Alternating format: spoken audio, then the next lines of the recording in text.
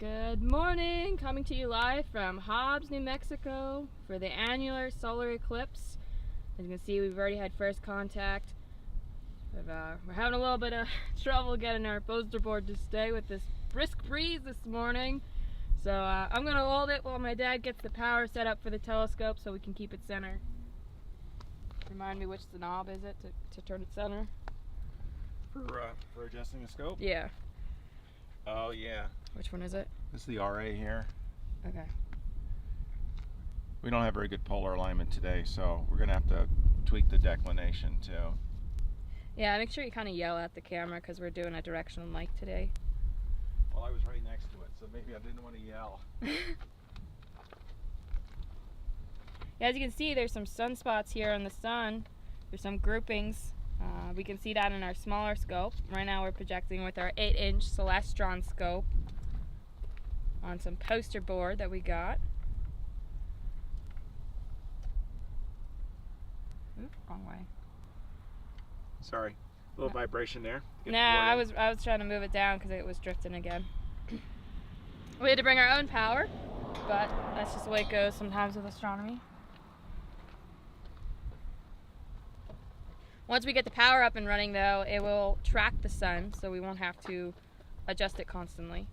Just declination probably. So, but as you can see, it's pretty breezy this morning. It's a beautiful sunny day though. It's not a cloud in the sky. We got to see sunrise at our hotel.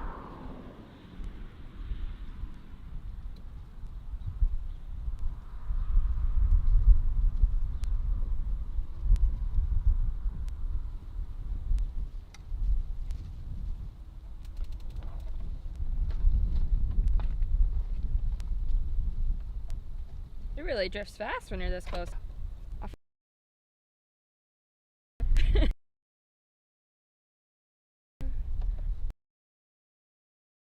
I'll help a little bit with some power.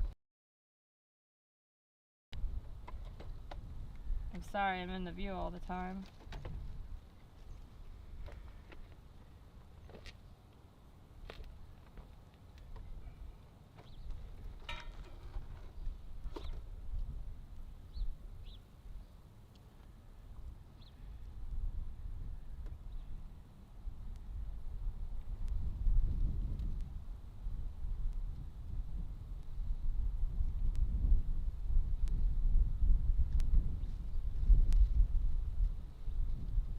Well, it's not drifting, so I think it's working.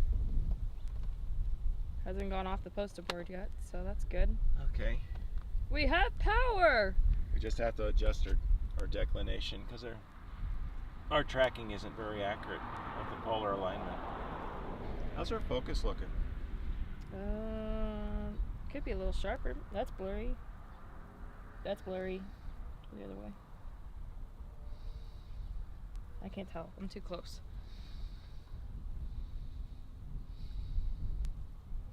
I'm not sure. It's hard to tell with only a few sunspots.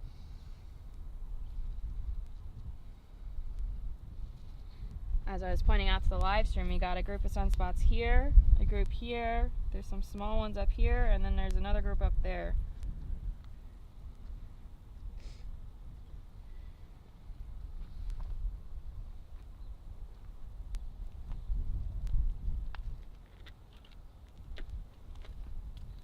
Hi American girl, how's it going? Thanks for tuning in. Hey Dad, do you mind moving the scope over here so we can show it on the live stream? The little one, yeah. Remind me, what's the size of that and the type? This guy? Yeah. So I'm gonna pan you guys to the left for a second so I can show you our other scope. It's just a small 60mm scope. So this one we have the solar filter on, as you can see on the front. Thank you, Eric, if you're watching. Thank you so much for that. Filter film. That worked It out worked pretty out good. amazing. Your jewelry boxes were perfect like you thought. We had to add a little foam to wedge it on, but it worked out really good. So my dad's going to take a look at the sun using the solar filter scope. And we're going to go back to watching the projection. It's a challenge to find the scope, the sun, when you don't have a finder. You can't look through anything because you'll damage your vision. That is correct. You do not want to look at the sun without eye protection. You will go blind or suffer other eye damage.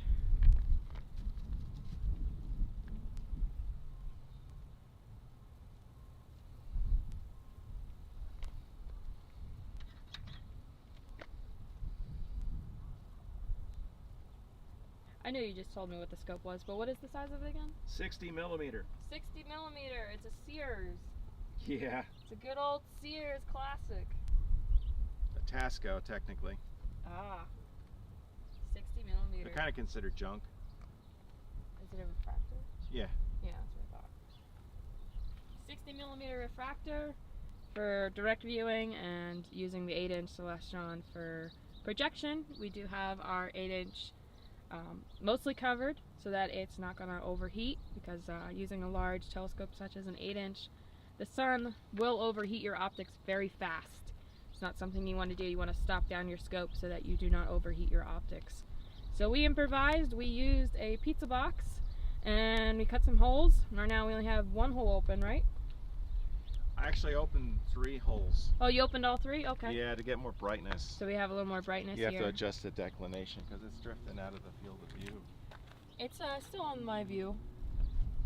But yeah. It's out of the eyepiece view. Wrong one. Sorry.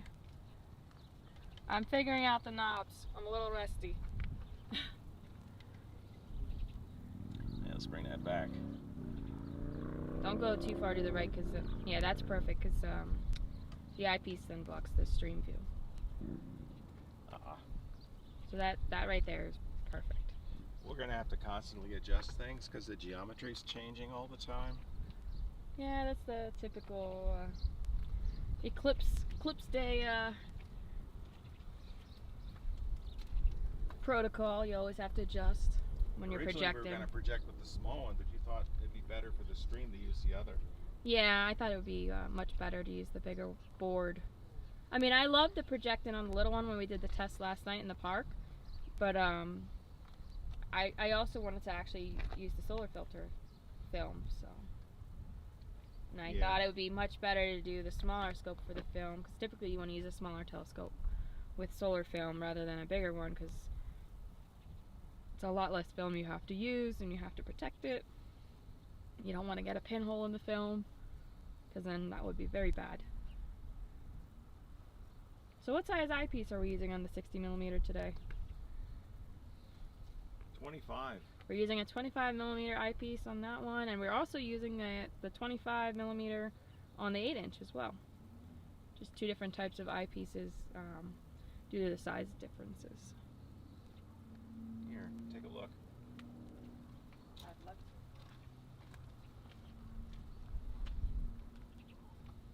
Oh wow, that's so cool.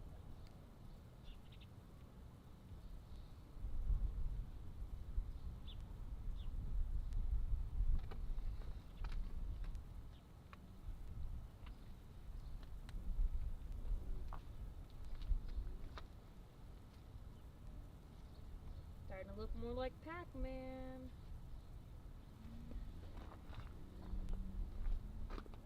So that upper group of little guys for the sunspots, it's actually got 3 or 4.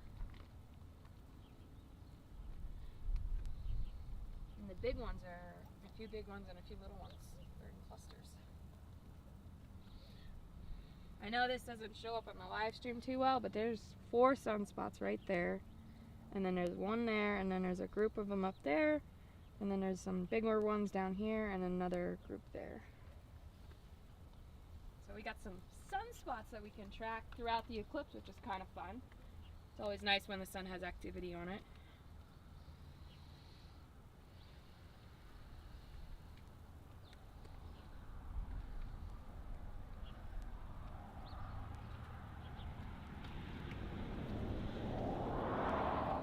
Quite a bit of heat buildup projecting through a big scope, so in order to cut the heat, what we did is we actually stopped down the objective on this 8-inch scope, cut essentially 3 holes in a piece of cardboard and put that on the end of the scope. So we're essentially looking through a fraction of the optics now. like three 2¼ inch holes. Now it kind of looks like a bowling ball. Yeah, I was mentioning earlier that we use a pizza box. Totally do it yourself here. One hole wasn't enough though to get enough brightness on the screen here.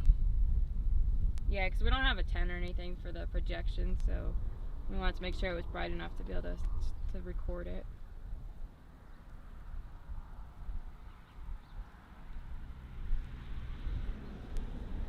Yeah, we'll have to move things around as the eclipse progresses.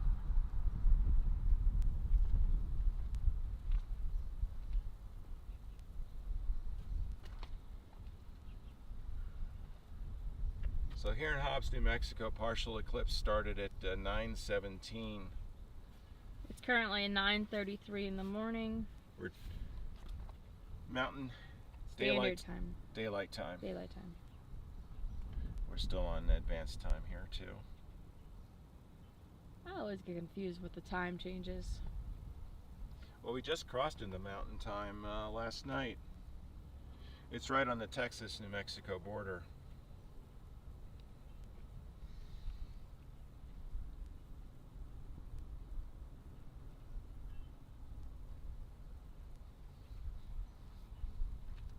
We have mostly sunny skies here in New Mexico. I see a few clouds on the horizon. Overhead looks good.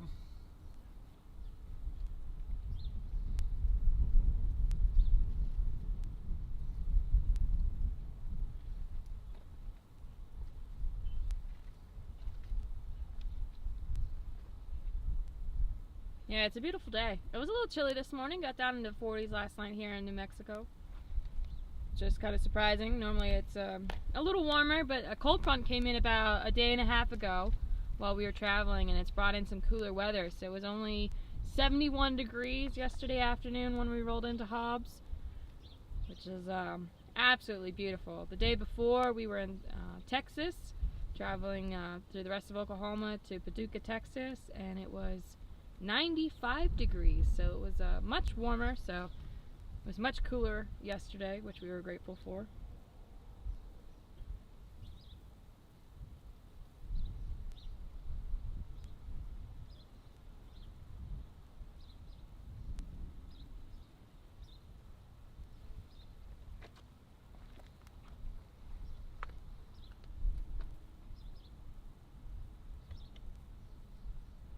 We are live on YouTube, Rumble as Gwenny7, also on Facebook as Gwen's Notes, GW. So feel free to share the links out with all your friends and family. Friends at home in Pennsylvania are a bit bummed because it's a rainy day, so they're getting totally. I'm going to make an adjustment on that projection screen because of the angle change. Hi Dwayne, we are at Hobbs, New Mexico. Streaming. Adjust a few things when we do this.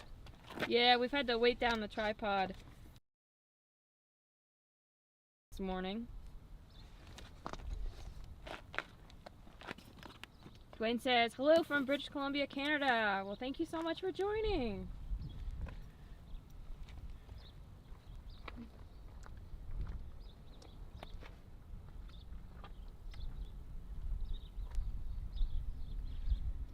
Our co-pilots for the trip include my Canada bear, which I want to show you. So we got my Canada bear here. A good friend of mine crochets, so she made some very patriotic bears for the convoys when we had the Canadian convoy and then the American convoys. So she made me one because I was covering it as media. So here's my Canada bear, and then I also have my American bear with me. So they've been our co-pilots for the trip. So here's the American bear, representing both countries.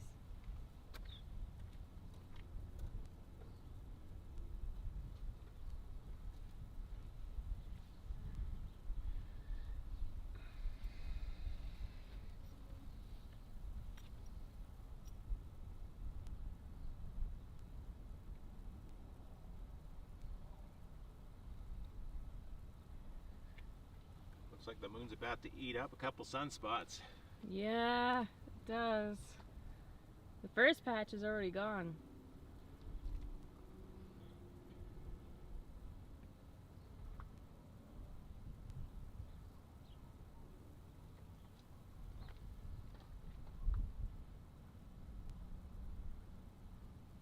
Dwayne says, "Thank you for sharing your view. I have clouds here." You're welcome.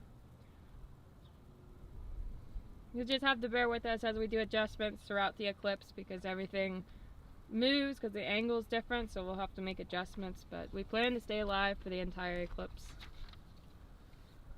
That's what we call winging it. Yeah. But this is awesome. I'm loving it. We couldn't have gotten more luckier with the weather. But that was intentional. We started planning for this eclipse about 5 years ago, and started looking around the country to see where the center line would be, and Hobbs was dead center. I think technically we're off by a few hundred feet from true 100% center, but yeah, I think we estimated we're maybe 500 feet off of center to our left. But we're very thankful. We came in yesterday and we met a private owner who was gracious enough to let us use their property for this, so we appreciate that. So we're able to set up and not worry about, running into issues for parking or setup space. Because originally we were thinking about doing it at the local park, but we were told by the locals that the park can get pretty busy on a Saturday morning.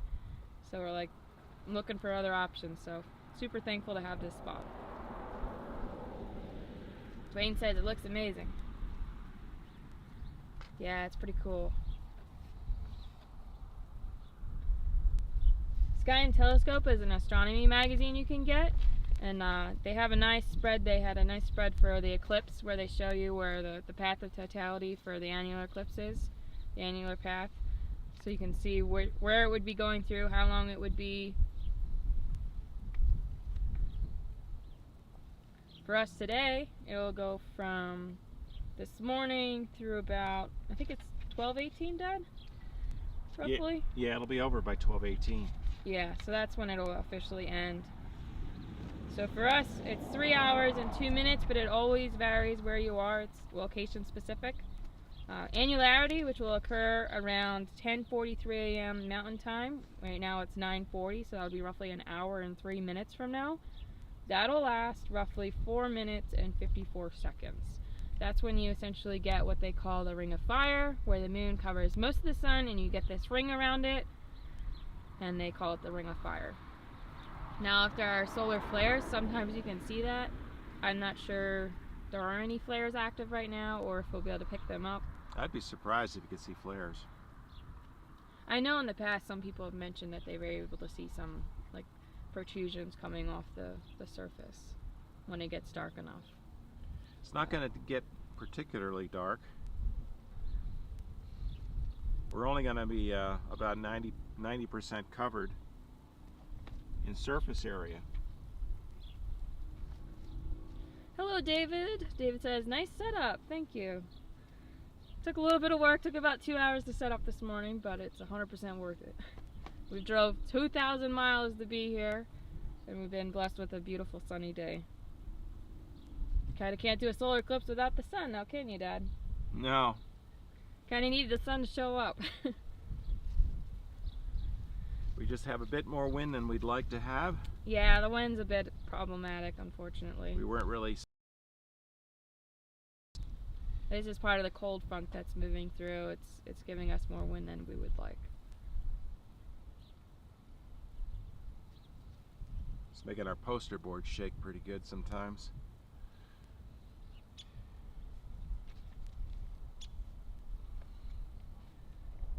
Yeah, so we're probably about 550 feet from the center line of today's eclipse. The path of annularity is fairly wide. It's 121 miles in this location. So we're 99.83% towards the center. So I think we'll have a pretty good view. The park might have been a little bit better. Looked like the center line goes right through one of the parks, but we figured it'd be a bit busy. Yeah, both the people we talked to in town said that the park tends to be busy on Saturdays. It was dead. Run.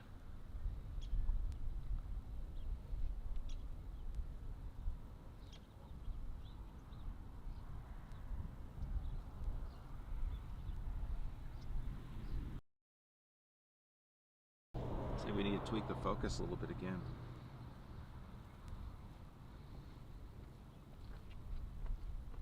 It's hard to tell from the angle when I'm looking at it. Yeah, I think it got a little blurry. That's worse. That's a little better. It's shaking too much for me to tell. Maybe it's a little...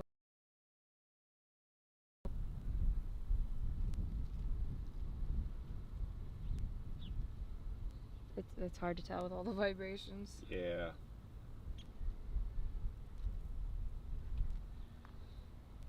The focus is changing because it's heating up a little bit. Although we have the lens stopped down pretty far.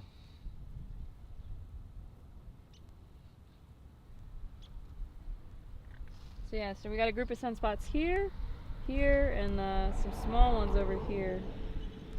We lost a few already. The moon's eating up a few already today. Gotta take a time out and fix my shoelace. I'll be tripping over myself. Oh, that would not be good. Of course, it's in a nice knot.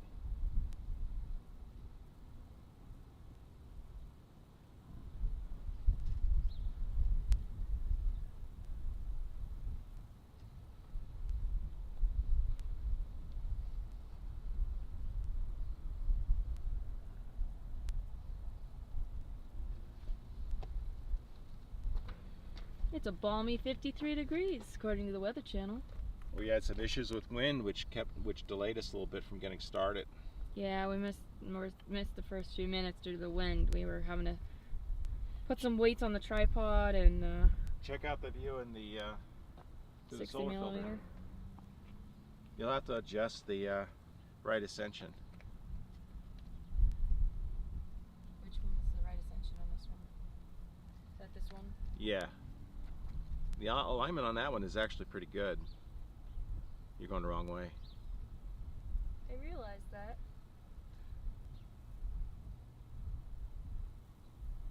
I still don't see it. Oh, there we go.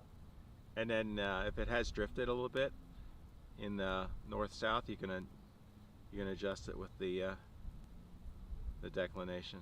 This? Yeah.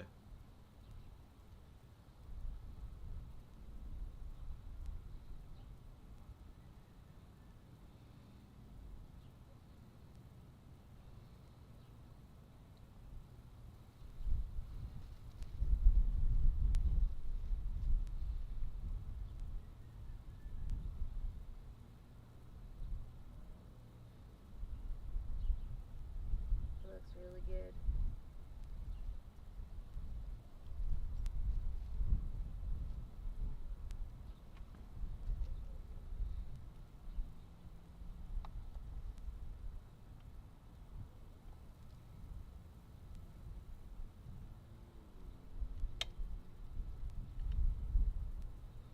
I think they might be on the edge of the field of view here. Yeah, that's probably why our focus is drifting a little bit.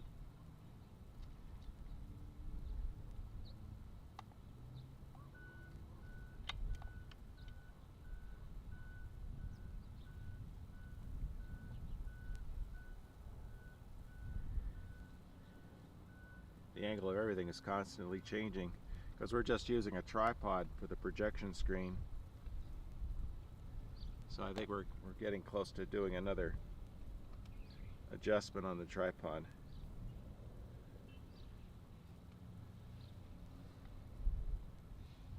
Hi, Luz Rodriguez. Luz says, I was so ready for this, but there's no sun. It's completely covered by clouds. Oh, I'm so sorry to hear that. I'm going to be making a tripod adjustment here, so bear with me. Like my dad said, sun is moving. So we have to make adjustments periodically. And due to the wind, we have to weight the one tripod that's holding the projection board. So it's a little bit of a shuffle. we're doing projection, which is what we're streaming live right now, and then we also have, to our left, we have our 60mm telescope that's got the sun solar filter on it so that we can look directly. I just try to center this up. Yeah, I'm going to show our viewers our other scope here for a second. So on my left, you'll see our 60mm with the solar filter on it. So that's pretty cool. And that allows you to do direct viewing safely. Yeah, so shout out to our friend Eric for hooking us up with some solar film. He's refocusing here. Yeah, I figured. Can we make it go a little lower though? Oh yeah, it's drifting because of the alignment. Yeah. Oh, there's the edge of the field.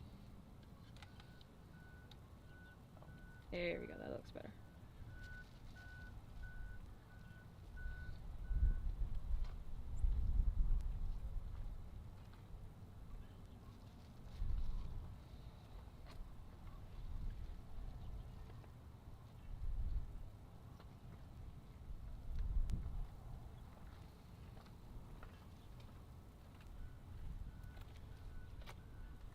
In most of the country, it'll be a partial eclipse. But here, we're going to see the annular eclipse, where the moon will actually be completely inside the sun. There'll be a ring of sunlight around the moon.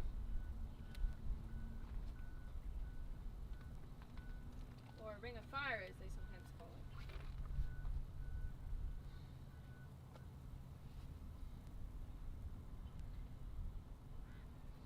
The sun will be about 40 degrees above the horizon here in Hobbs, New Mexico, when we get to the annular stage of the eclipse.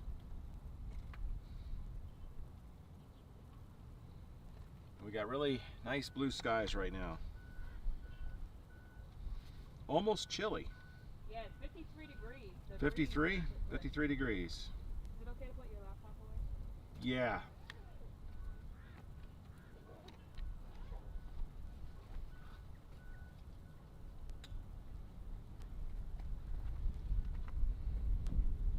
Because of the geometry of the sun and the moon's not quite big enough to completely cover the sun, so we have what we call an annular eclipse. It's similar to a total eclipse in that you have to be in a certain area to see it. The path for this annular eclipse is about 120 miles wide where we are. Yeah, I was gonna try to pull up the map here in our Sky and Telescope magazine to show our viewers what it. Was this the biggest one that you saw?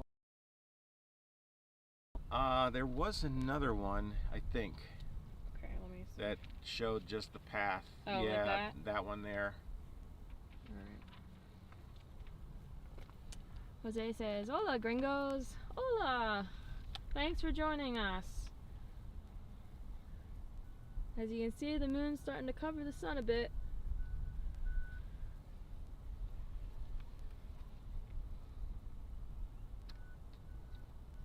We have about 52 minutes before we reach the annularity, as they call it. And 114 minutes of battery power. Alright, well, we'll have enough to cover annularity, and then a little extra, and then we'll have to manual the rest of it. Yeah, that's the way I'm looking at it. Yeah. Well, it'll help because we don't have to plug the other scope in, so it'll save the battery some.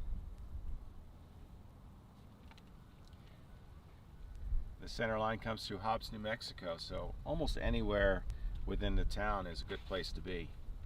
Yeah, I'm gonna hold that up really quick to show you guys. So if you see here on this chart, Hobbs is right in the center. The Sky and Telescope had a nice setup where you could check to see where the path of annularity would be across the United States.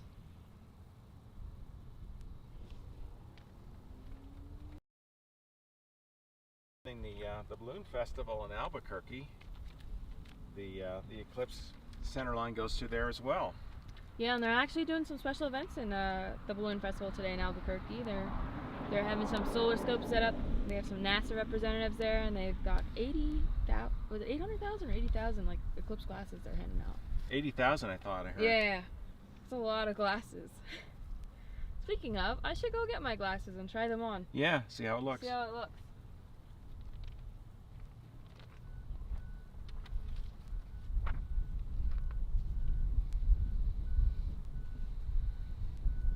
The path of annularity goes through Oregon, a little bit of the northeastern part of California, northeastern Nevada, through Utah, and through New Mexico and Texas.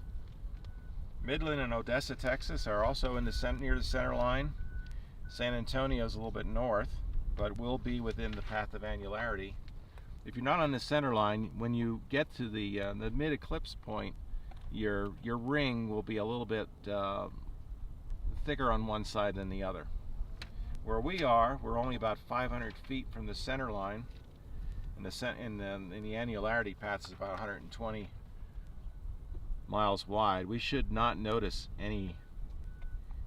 It should be symmetrical, so we should have a nice view.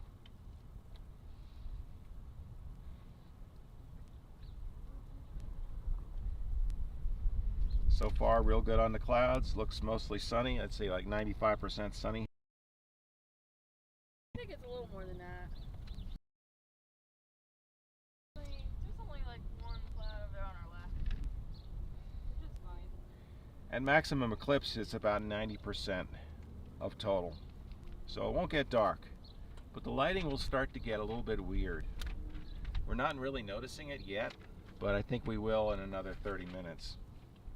For those that may be watching it elsewhere, if you have trees nearby when it gets close to being the maximum, you can actually see through tree leaves, you'll see like little crescents. Another trick you can use is a colander, like a colander used to drain like pasta.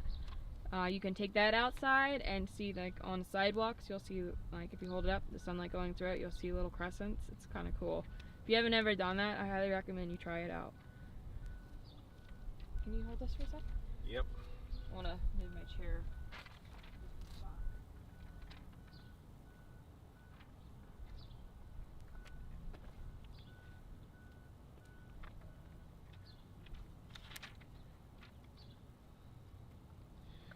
So if you're outside the path of annularity, you're just going to see a partial eclipse, which is still pretty impressive. If you're in Austin, it'll be about 88% partial. Amarillo, Texas, 85. Oklahoma City is around 75. So is Baton Rouge and Shreveport. The further you get from the center line, the less coverage you'll get with the moon.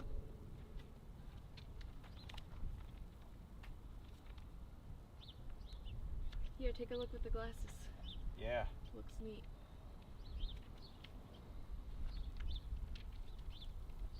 Safe for direct solar viewing. Now make sure you only use solar certified glasses when you look at the sun.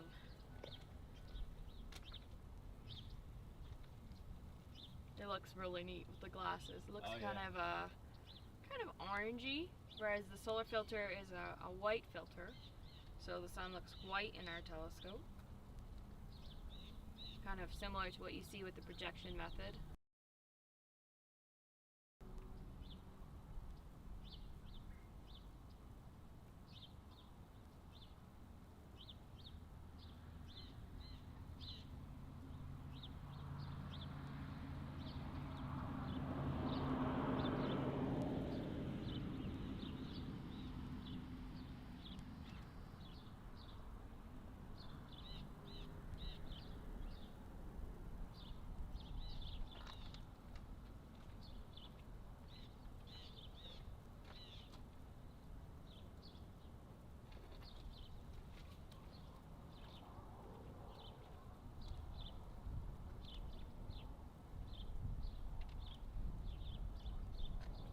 Try to get another look in through the solar filter.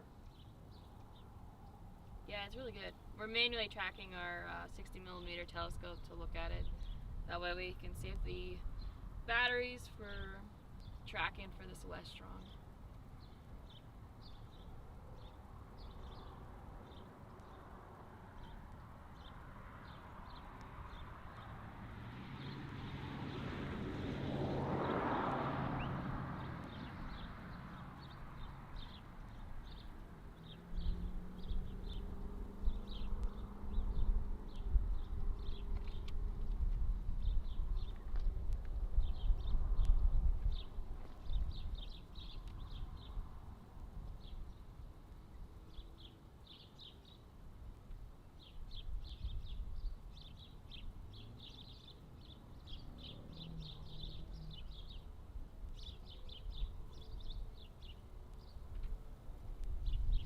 think we'll notice a difference if, like crickets and stuff, will they come out?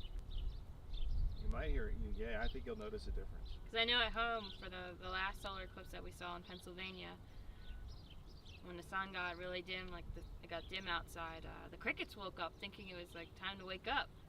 So I'm curious to see if that happens here in Hobbs, New Mexico. It's going to get a lot dimmer.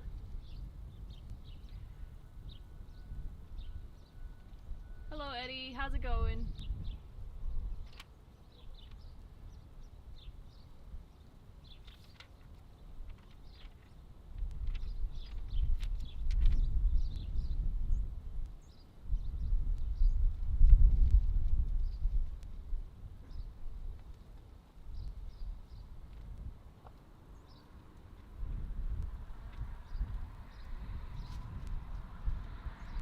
Oh, we're drifting out of here.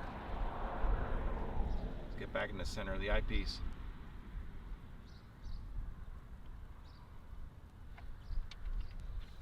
The sun kind of fills up the whole eyepiece view.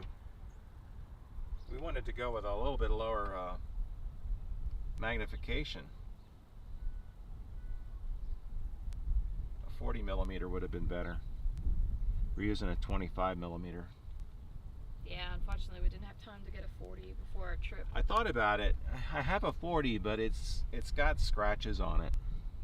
It also has a few fake sunspots. Well, that's the scratches. Yeah, that's why I didn't want to use it. Because it has the fake sunspot look. We wanted the real sunspots. You know?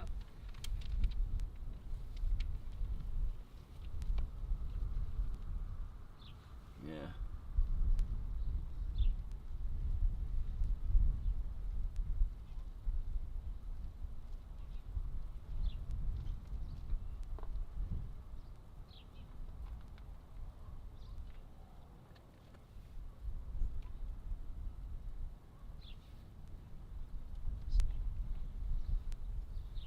The times for the eclipse events are a little bit different along the path because you're really chasing the lunar shadow across the surface, but it's flying. It's going really fast. 2,200 miles per hour is the velocity of the shadow. They call it the anti-umbral velocity. That's the technical term for it.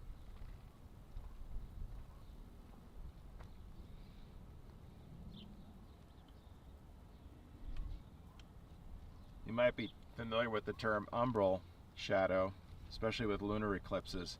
You know, that's where you know, it's completely dark inside the umbra. But when you get past a point where you're now so far, the moon is just too small or too far away. In this case, its apparent size looks smaller than the size of the sun. You get past that point where you have an umbral shadow, and they call it the anti-umbral shadow. And inside that shadow you get this ring effect where the sun is visible around the moon. So where we are, the moon shadow is going to track directly through the center line of the sun, and we should get the ring effect. And it'll last about 4 minutes and 50 seconds roughly.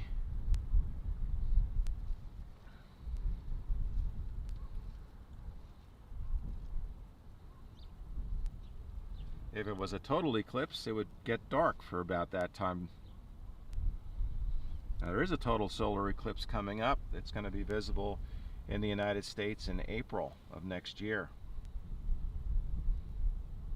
That one's going to favor folks living on the East Coast, because that path is going to cross from Mexico into the United States and in southeast Texas, go up through Arkansas, and that's going to be north of the Ohio River, a little bit of Kentucky to the south, and then through Ohio and just the upper northwest part of Pennsylvania. A lot of folks traveled out west in 2017 for the total eclipse that went across the United States. But it really worked out good for a lot of folks who went to see it. They had good weather across the south, where it's always kind of dicey whether or not you're going to be clouded out.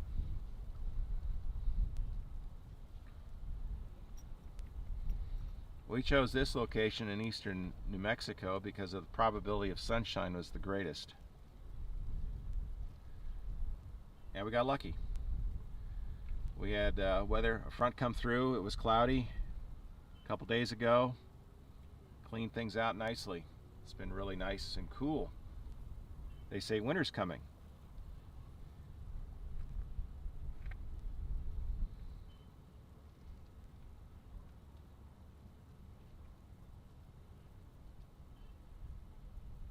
I'm getting my picture taken. Yeah, I gotta get a few pictures of the sun. Yeah, I should get the other camera out too. Yeah. Our crazy setup here. Throwing everything in the car and driving 2,000 miles. With no time to prep. No, pretty much get into the hotel and Then what we say to our friends when we go to Cherry Springs State Park, it's like, well, we didn't really prep. We just threw it all in the car.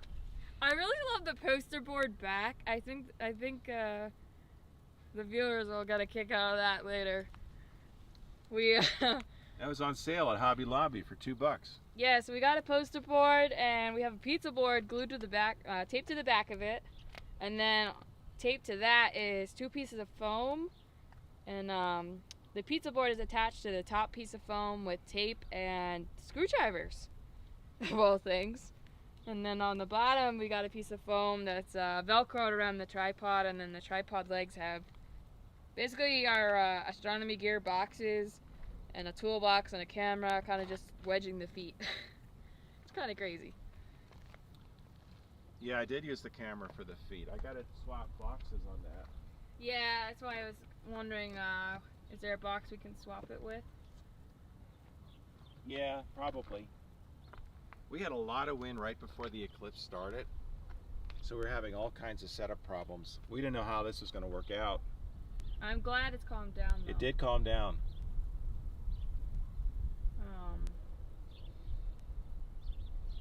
Otherwise, we'd be standing behind the tripod, I think. I much prefer this side of the tripod. The one where I could actually see it. I'd say we're almost half. What do you say? Maybe.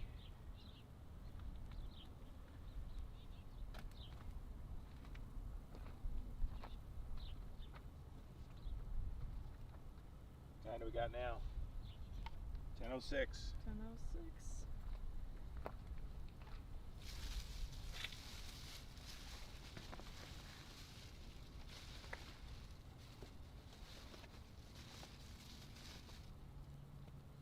.06 is 49 minutes in.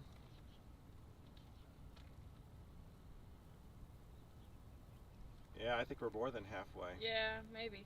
Wow, it's coming soon. It's coming fast, Dad. Took 2 hours to set up. 41 minutes after the hour is when annularity begins here.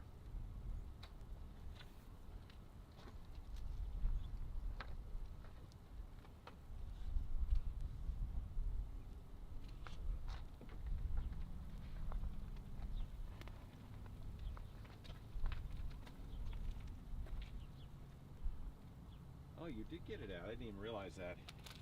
Yeah, I'm working on getting some pictures right now. Do you need more weight for that? Maybe. You just pulled it out of the bag? I just pulled it out of the box. There's still some weight in there, but probably couldn't hurt to put some more on. Let's pile on what we got. Stay like that.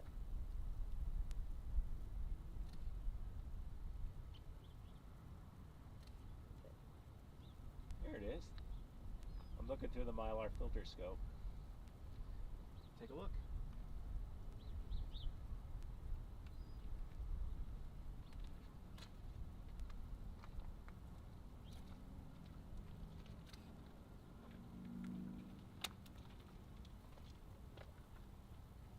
Alright, let's adjust this because we're drifting towards the edge of the eyepiece field again.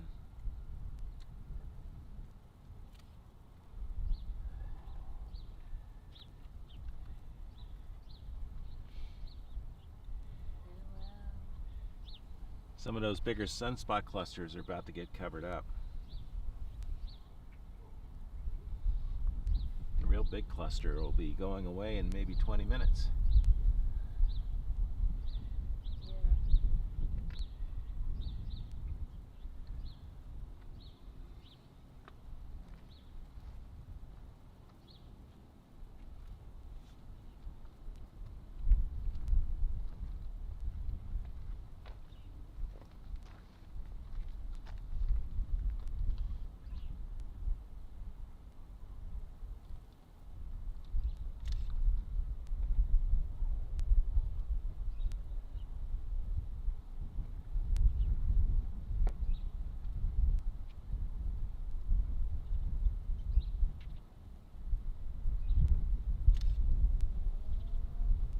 Well, so far it seems like it's holding up to the wind, Dad.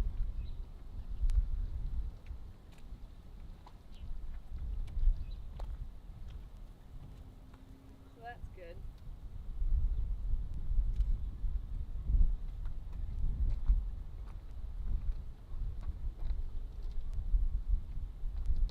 Pictures from this angle. I love the pizza box cutouts, that's great.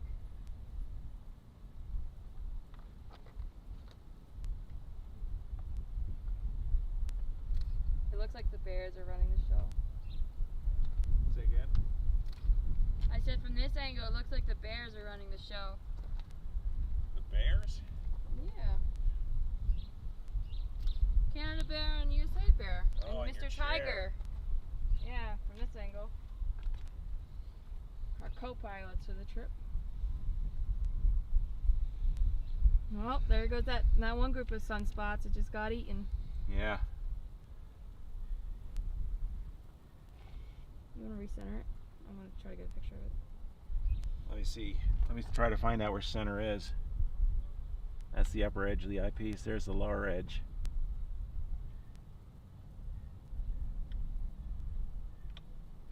Okay, those are the boundaries. So there we go. That's about center.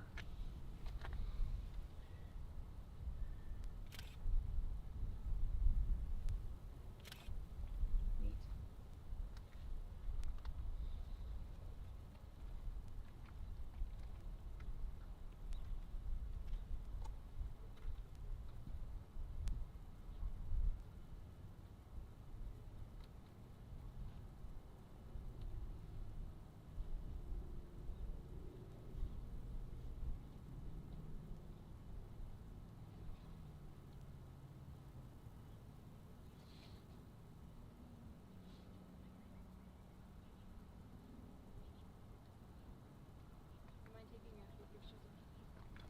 No, I don't mind. Do it with that camera and then take it to the other camera if that works. Did you get some pictures of our setup? Some, yeah.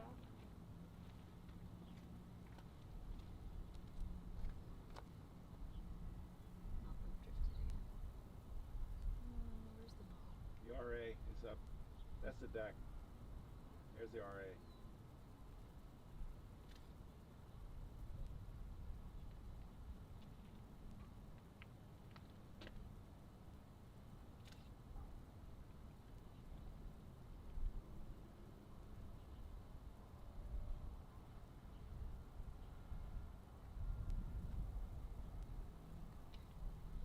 I got my solar glasses. Solar glasses.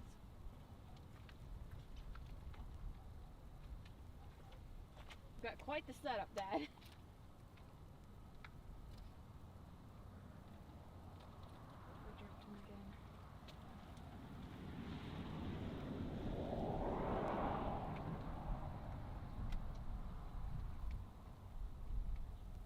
Yeah, perfect. Yeah, unfortunately I didn't did do such a good job at polar alignment on the scope. Okay, do some more. This one. Now, I could also be off with declination because we are further south.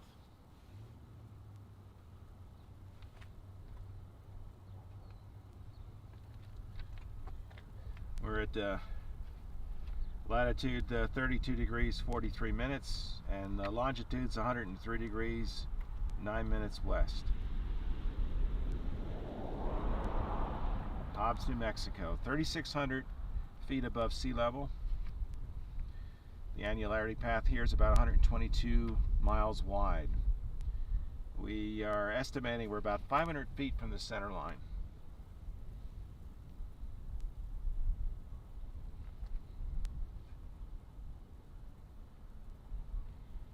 Chose this because it was a private spot we got permission for. We figured, oh, this will be good. We'll be pretty close. Can't quite get closer because on the other side of us is some infrastructure for a pipeline. We are in oil and gas country here in eastern New Mexico, and that infrastructure is everywhere. Hi Chuck, we're filming from Hobbs, New Mexico. Hello, Undoctrinated. Thanks for sharing the links. We will be live streaming the entire annular solar eclipse, which will end around 12:18 Mountain Time. It is currently 10:14. The maximum of annularity occurs around 10:43 this morning. So that'll be roughly a little under 40 minutes to go. We got one patch of sunspots left on the sun that we can still see visibly.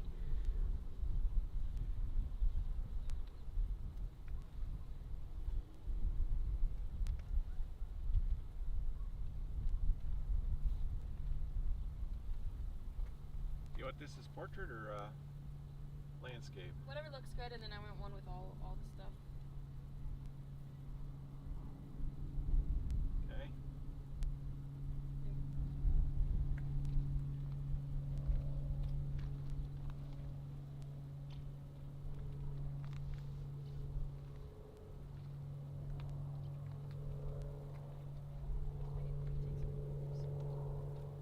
This is so cool. See if I can get this to stay.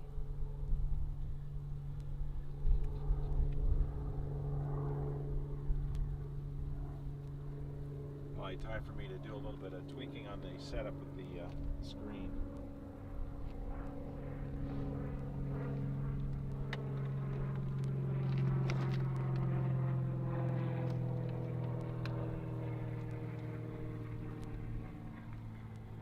Must be an airplane near the Hobbs airport. Looks like a small plane.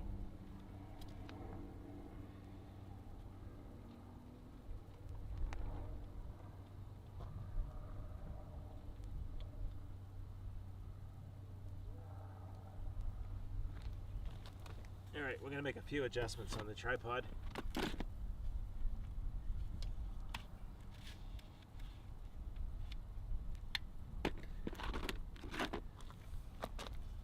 Which way are you going to go with it? I think I'm going to rotate this a little bit.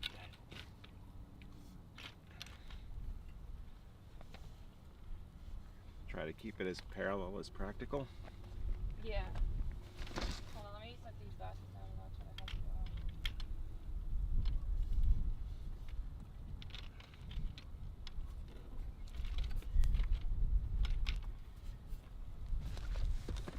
Keep our image scale high as we can. How does that seem for you? Looks good. Chuck says, awesome, I'm in McCall, Idaho. Thanks for sharing. Unfortunately, we have a very cloud-covered day today. Sorry to hear that, Chuck. It's a beautiful day here in Hobbs, New Mexico. That's about the center, roughly. Yep, that looks good. Probably refocus again. We're projecting the sun using our 8-inch Oh, that's not Celestron Schmidt Cassegrain. We have it stopped down with some cardboard so that our scope doesn't overheat. We're using a tripod to attach our poster board. And then we're also doing some visual observing using solar glasses and also our 60mm refractor with special solar film over the end of it.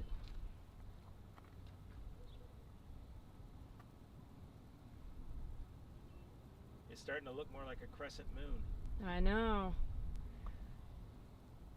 It kind of looks like a big smile without, you know, the eyes for a smiley face.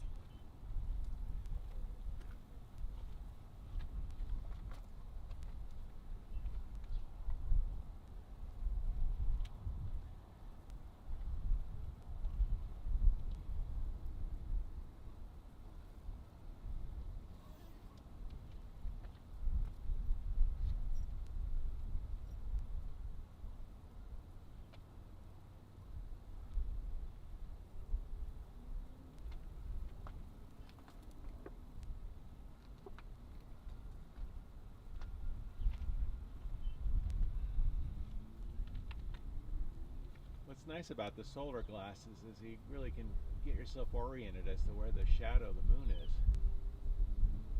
Definitely coming in from the northwest side, crossing the sun, heading to the southeast.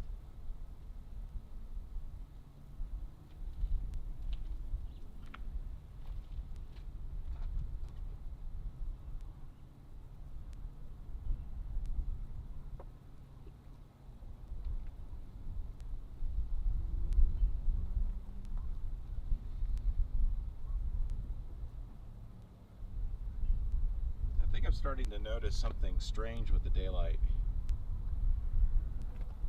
It's looking a little off.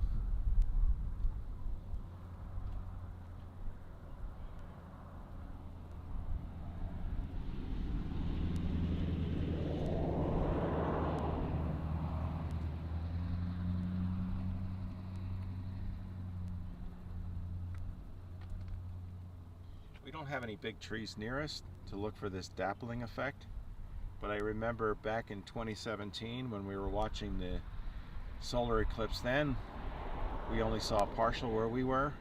You could see the crescent suns were coming through the leaves. The leaves of the tree where the little bit of sunshine was getting through was acting like a pinhole camera, and you could actually see crescents. Gwenny mentioned the colander being another one. If you got a colander with the round holes, you know, they'll actually cast crescent suns as well.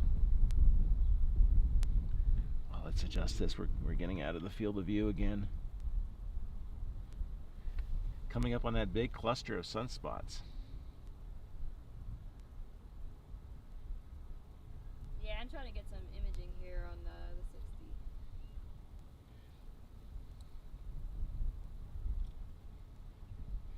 Well, that's really interesting. The sun's actually shining, reflecting off the mylar filter of the small scope, and was showing up on the poster board here.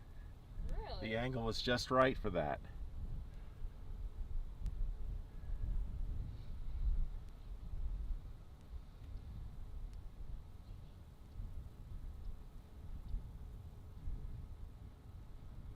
We've been anticipating this eclipse ever since the total solar eclipse in 2017. We didn't go see that one.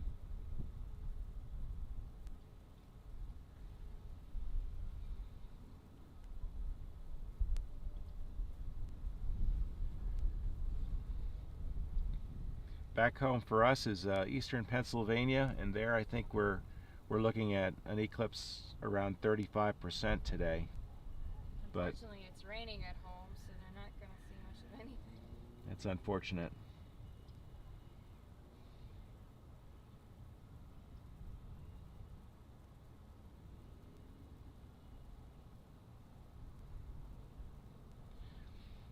Only 5% of the Earth will experience this annular eclipse today. We're near the center line of it. Everywhere else it'll be a partial eclipse if it's visible.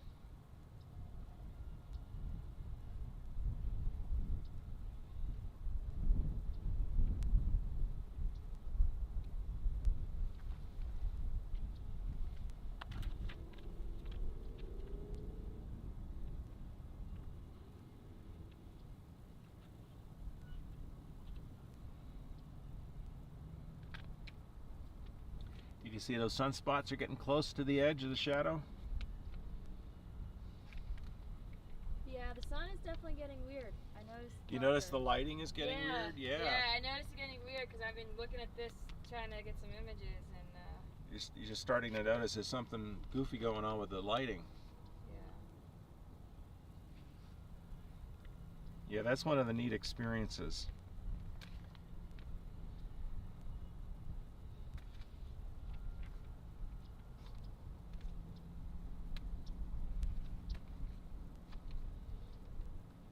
Of course, you get that if you're watching a total eclipse too.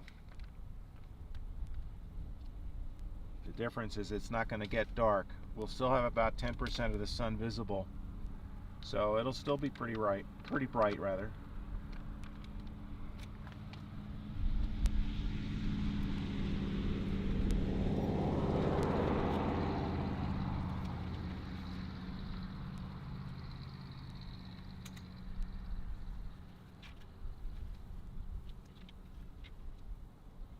David says, thanks for sharing. It's partly cloudy here in way upstate New York. Rafai says, Eclipse. American Girl says, welcome Ryan. Thank you for coming on over. Chuck says, can you explain to your viewers what kind of eclipse is happening here? You want to tell them the difference between the annular and the total? Yeah, this is what they call the annular eclipse. The moon is a little bit too far away right now to cover the entire disk of the sun. It turns out that even though the sun is much bigger than the moon, because of the geometry of the moon being so much closer, they're almost the same size.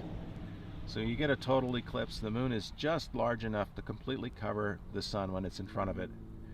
With the annular eclipse, the moon is a little bit further away because its orbit is not completely circular.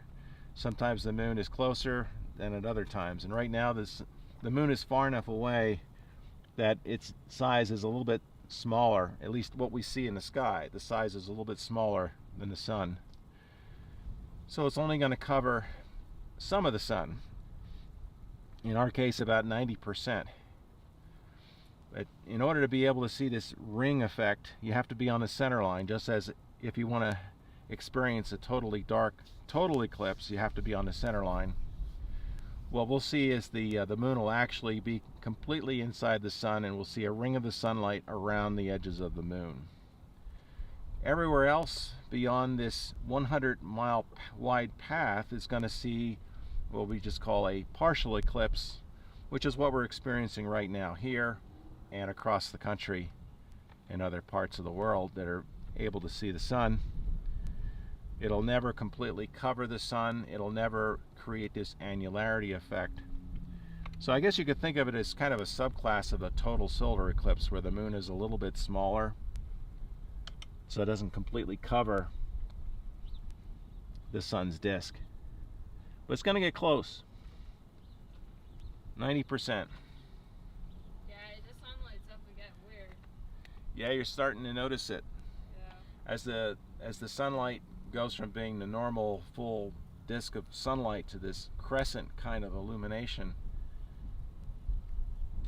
I don't know how else to describe it other than it just looks weird. I remember It's like the shadows look a little bit funky. we went to Western New York in the 90s and we watched an annular eclipse, and it looked to me like things were getting silvery. Hey look, you can see the crescents a little bit with the holes on the eyepiece holders. Oh yeah, I see that. There's two tiny crescents on the sidewall. Well, look at them.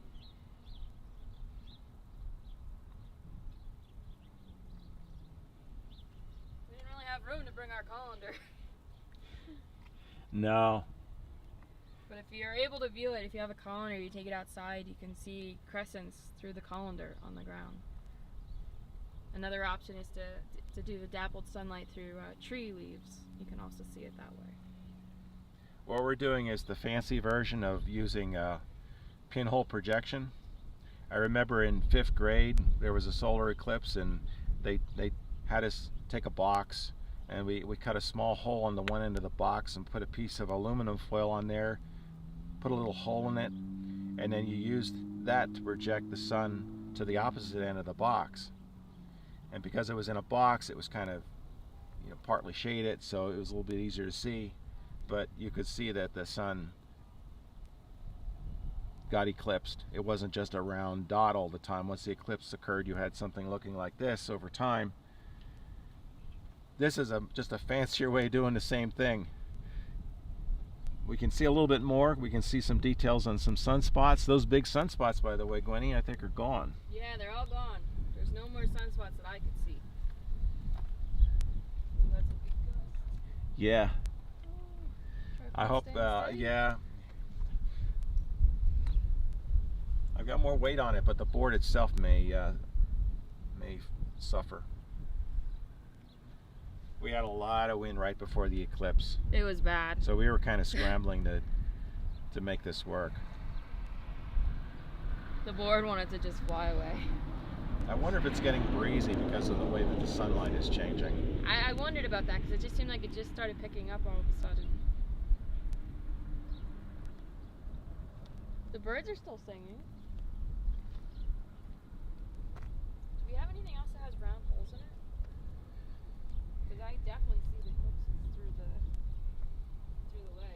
Well, you can take one of those pieces of cardboard and just poke a hole through it with a small screwdriver in the toolkit.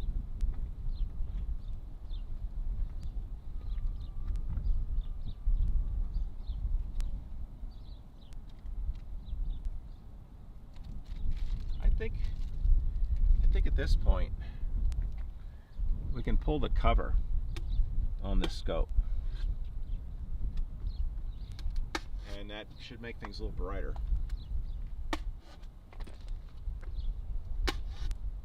Although actually our illumination's not bad, so maybe we just let it go. Let's see if this works. I got a plate here. Oh, you punched holes in a plate. Those might be too big. Oh, really? Well, you should still see something. Oh, I see them! There you They're go. not too big. Yeah, there you go. Okay, I'm gonna add a few more so I can take a picture. I was a little worried they might be too big, but... Well, you can pan the camera to it if you want. We could do it right in between the scopes. Yeah. She's having too much fun. Hey, when you don't have a colander, you improvise. She's making a colander out of a styrofoam plate. It's not gonna be my best work, but we'll see.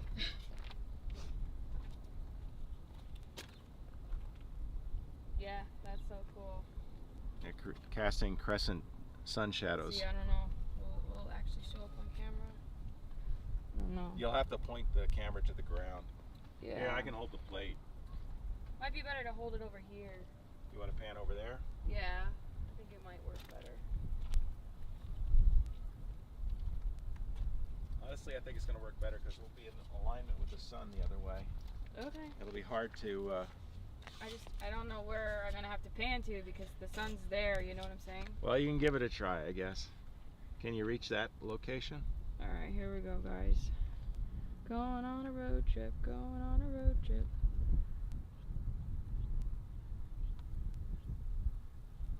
You zoom in. Is it going to work? Yeah. See that, guys? That is the crescents that you can see if you have a colander, or you can improvise like me and get a, paper plate or styrofoam plate and stab some holes in it. Yeah, that's all this is. Just a plate with holes in it. Yep, say it's just a plate. But yet you're seeing the crescents. A bit blurry, but not bad. Yeah. I'll zoom out. If you move for a second, I could show the other ones on the... If you see on the telescope over there, if I zoom in, it's hard to see, but there's two tiny crescents above those big circles that we can see. Oh, there's definitely something wrong with the sunlight. So let's get us back to looking at the sun.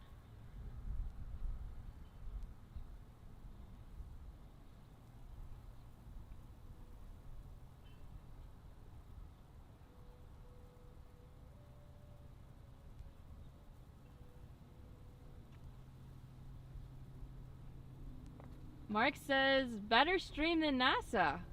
We want the live feed in real life. I don't know what NASA's doing for their live stream today, but we're here in Hobbs, New Mexico, streaming what we can see and sharing it with you all across the world.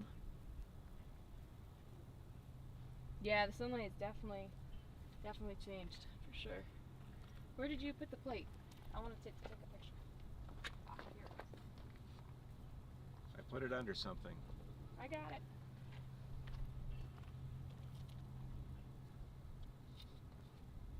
You can see how the ears, what I call the ears of the sun are starting to extend backwards. It's harder to take a picture than I thought to hold this.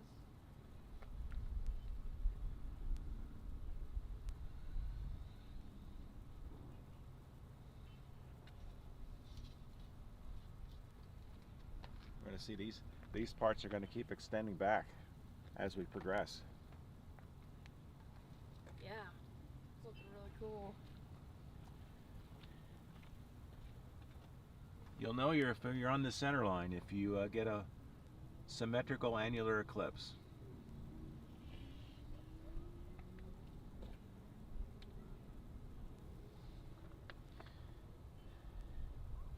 When I I went to the one that occurred. It was back in 1994. It was in western New York. I think it was somewhere east of Rochester. It was a little motel, family-owned motel. And even though it wasn't on the center line, it was just too convenient to just set up right there outside the room. But definitely notice that it wasn't symmetrical. This time we should get a symmetrical annular eclipse because we're very close to the center line here, maybe 500 feet from the center line.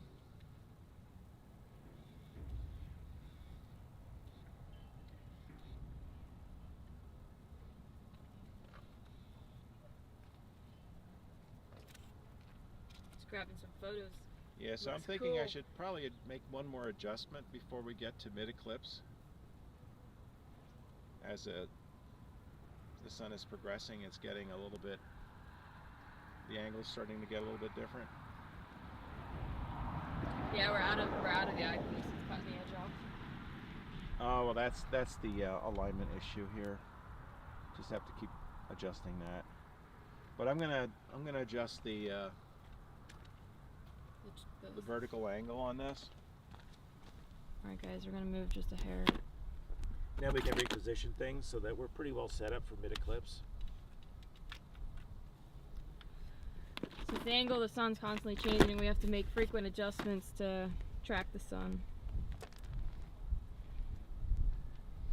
Yeah, do we need to move the tripod? Or are we good this way? I don't know, but it's Let's getting see our windy. field of view here. There's the edge of the field. Yeah, it's getting higher. So I'll make that a little bit lower and try turning this. It's going to change the angle again. Definitely getting windier, for sure. Let's see where the center is of the eyepiece. I have to move the camera again. Yeah, this isn't bad for the alignment. I might have to readjust the angle a little bit. Just a little bit.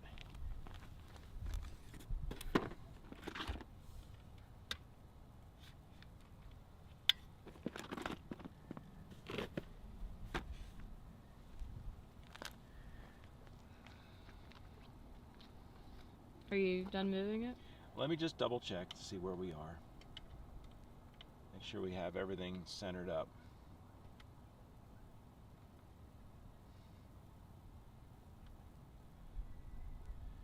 How's that look for you? I'm gonna just move myself so our angle's a little better to look at it. Yeah, you're a little close to the eyepiece there. I know, but the thing is, it looks kind of weird when you look at it from the side. You know? Just a little to the left, maybe.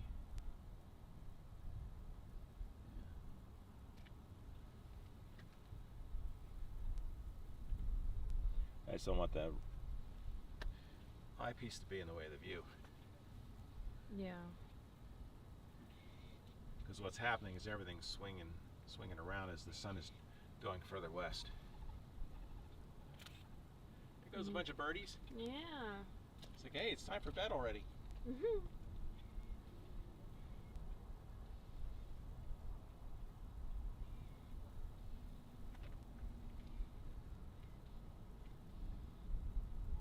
Why are you not taking the picture?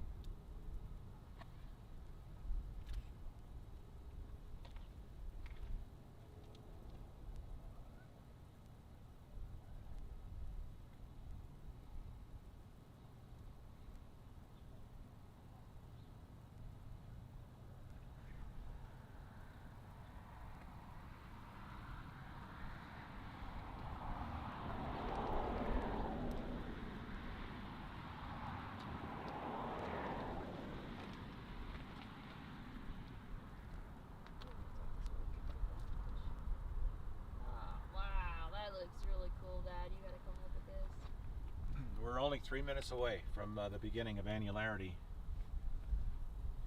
I just got this back in the center, and it looks like you can just see the ring's a lot thinner. Like, it looks a lot thinner than what the poster boards make me look like. Now they say that sometimes you can see Bailey's beads when it starts. Yeah, I don't know if we're gonna see Bailey's beads or not.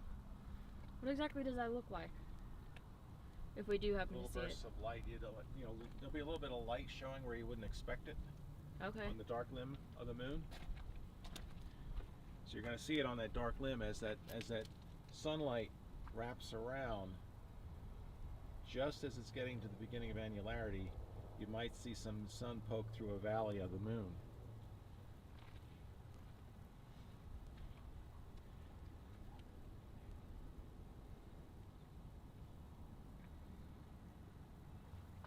That looks so cool.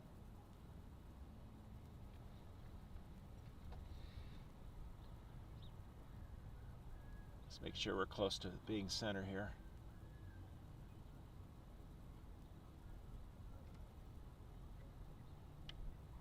Okay, that's about where we want to be. See how that sun's wrapping around? I think you can already see a little bit of terrain feature there on the moon on the left side. It's looking a bit irregular.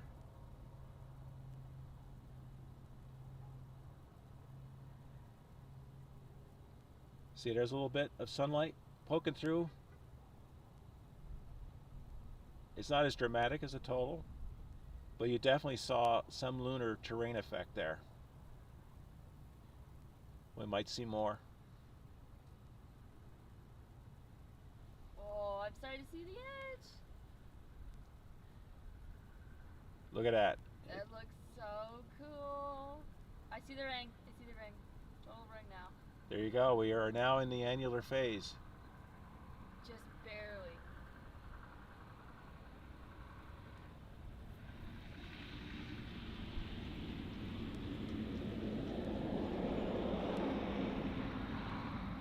Oh yeah, solar glass time.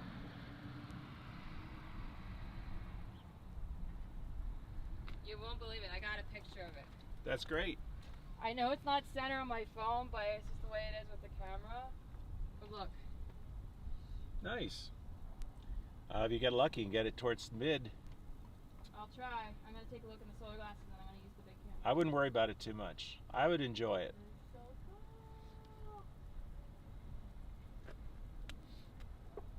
Where's that plate? See how quick this is going to go? This is it. Oh yeah, we got bigger crescents now on the plate. They look kind of like circles now. Yeah, did you look at through the glasses? Yeah. I'm going to grab some pictures here really quick. Camera's having trouble focusing with so much stuff. Been having to turn it on and off, which is kind of annoying.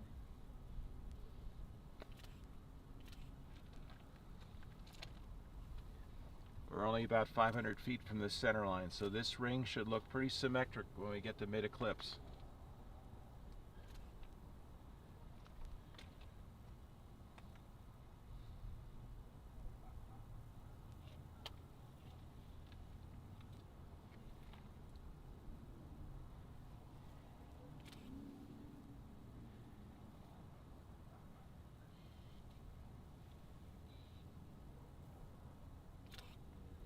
That looks like it might be mid now.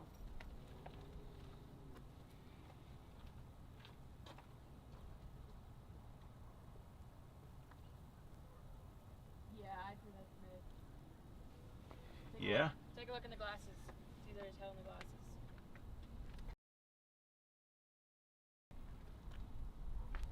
Wow. Yeah. Yeah, I'd say that's mid. That's mid, guys. I'd say we're there. Yeah, that's mid.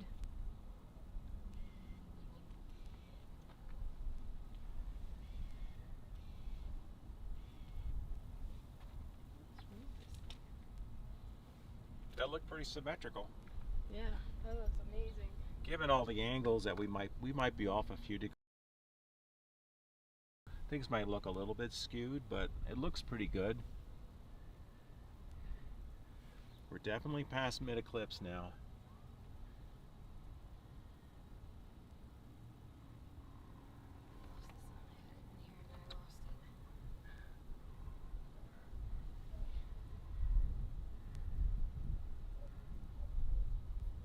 get it back?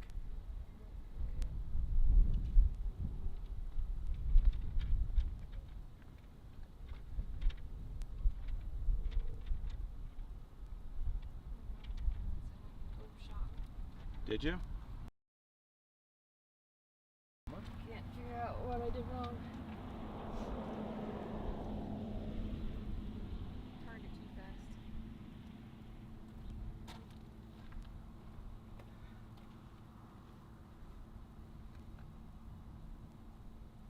Yeah, well.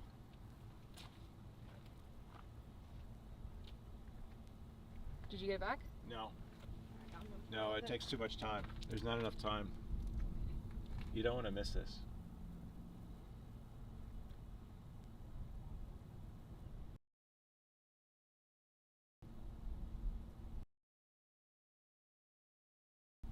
Only a few seconds away from the next contact.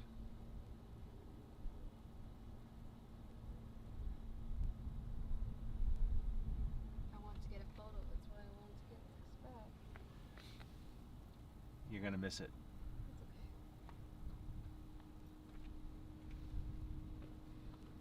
Just get your photos this way.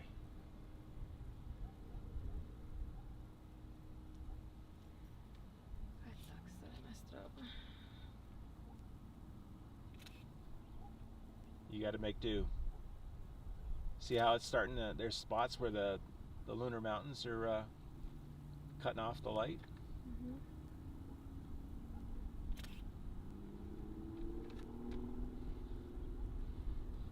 There you go.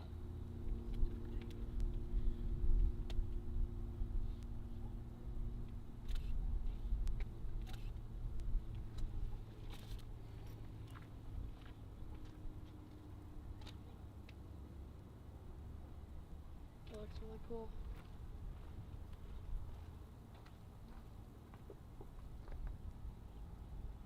It looks really cool in the glasses. It looks kind of like a pop-on ring.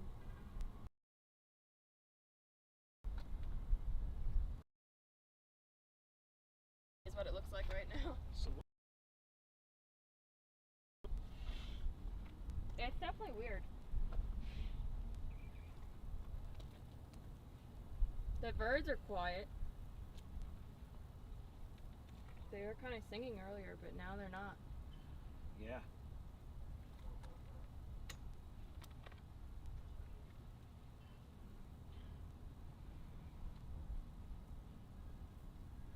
Squirrel says a letter O has been sighted. Thanks. You're welcome, Squirrel. American Girl says so cool. I know, right? It's amazing.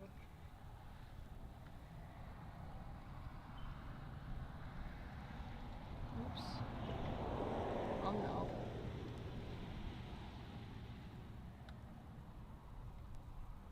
There we go, that's better.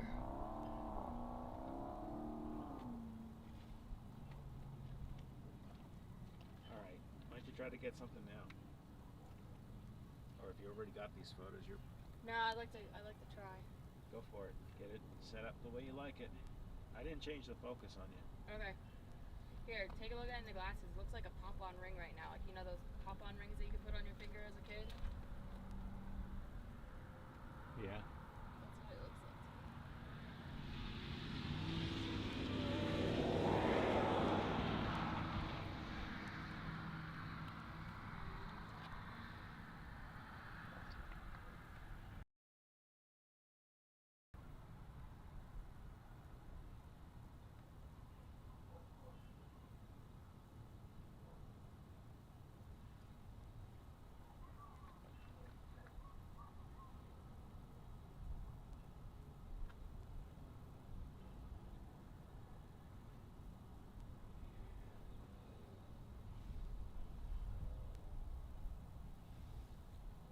Yeah, you don't get to see this very often.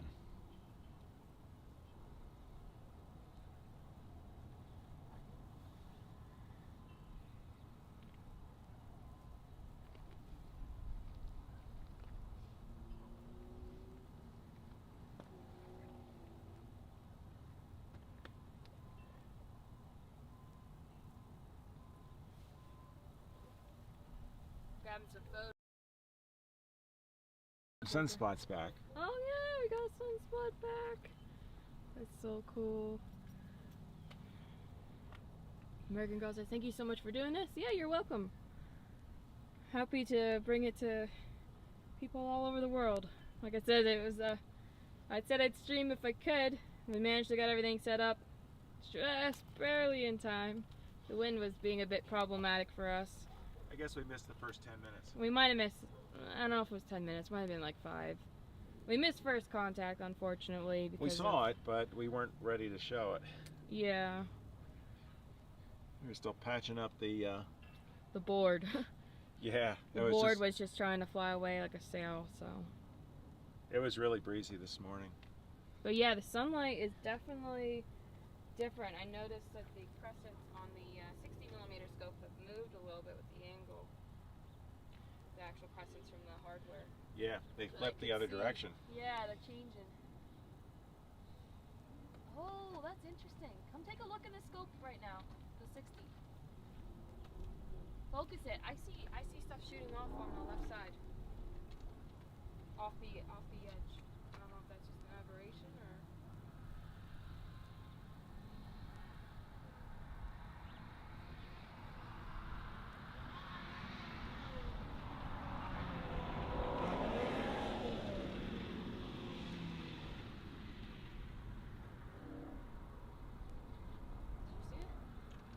What exactly do you think you saw? Just some stuff, some fuzz off the side. On the left, from the ivies. I'm gonna guess that was just artifacts. I was hoping maybe it was some protrusion from the sun. I guess not.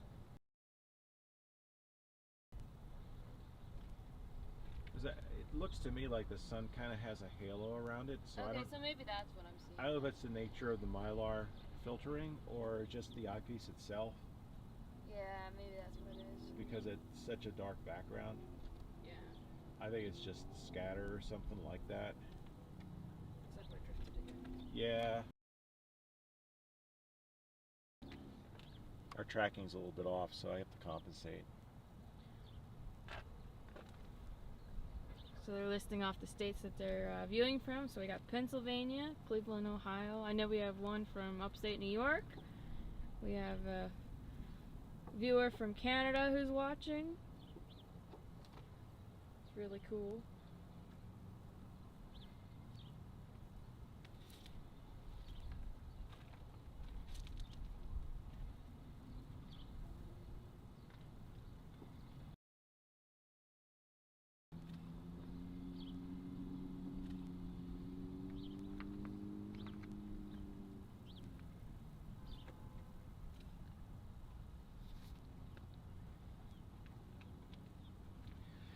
So at mid-eclipse we were still seeing about 10% of the sun. So you definitely could see. There was no problem seeing things. It's just you could tell that the lighting had changed. It was unusually dim for having the sun up in the sky. I could still see the crescents through my plate.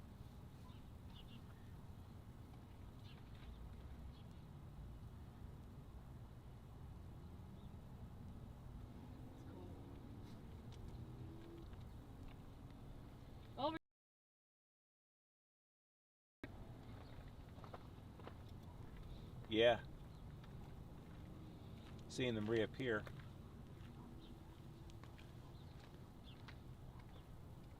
See if I can see them in the 60.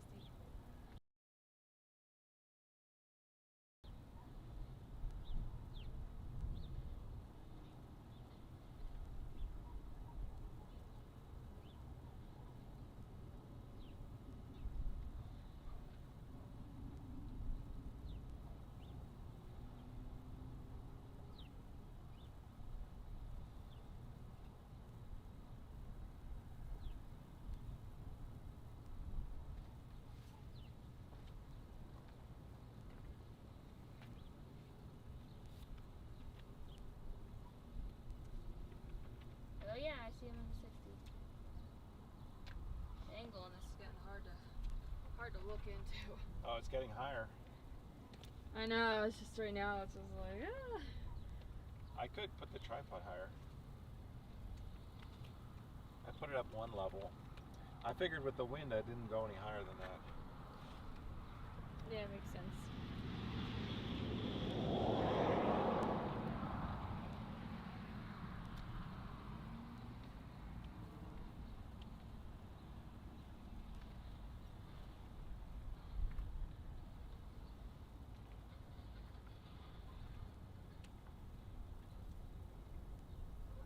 Well, our friend didn't come by to take a look.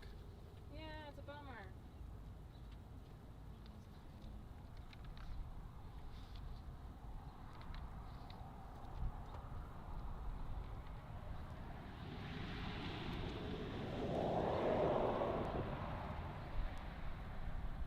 Well, he did say he only found out about it yesterday, so maybe he had plans. You know? Yeah. I know how that can be. Just reading the magazine here, the light looks weird. It's starting to get better, but it still looks weird. Yeah.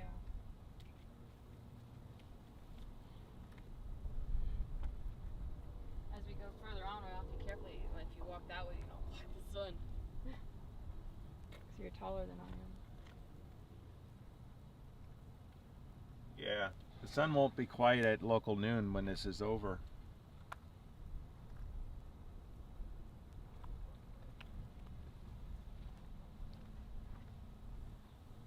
Further west you are, the earlier in the day this occurs.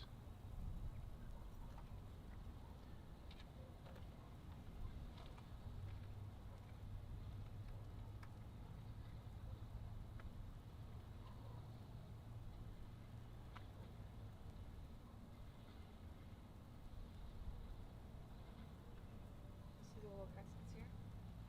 Yeah.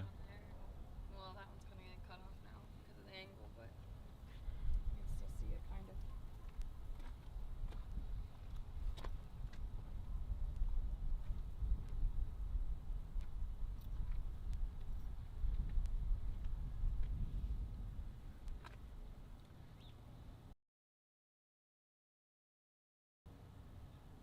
We'll have to swing around the... Oh, In we a few can. minutes. We can.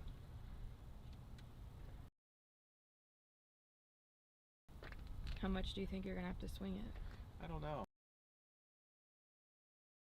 For the field of view. There's the edge on the one side. There's the edge on the other. Yeah, you're gonna have to move it probably like a foot. So I'm gonna have to. There's the edge there. So it's kind of getting up into this quadrant. Can you help lift the cardboard up? And I can move my tripod then.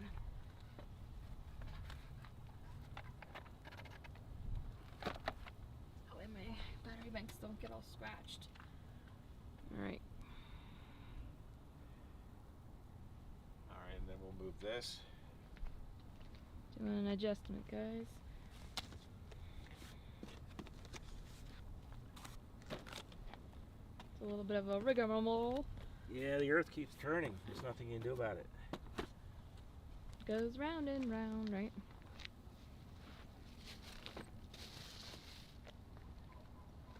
I still haven't heard the birds start chirping yet, so maybe they still notice that it's different. It's definitely too high. Too high? That's better.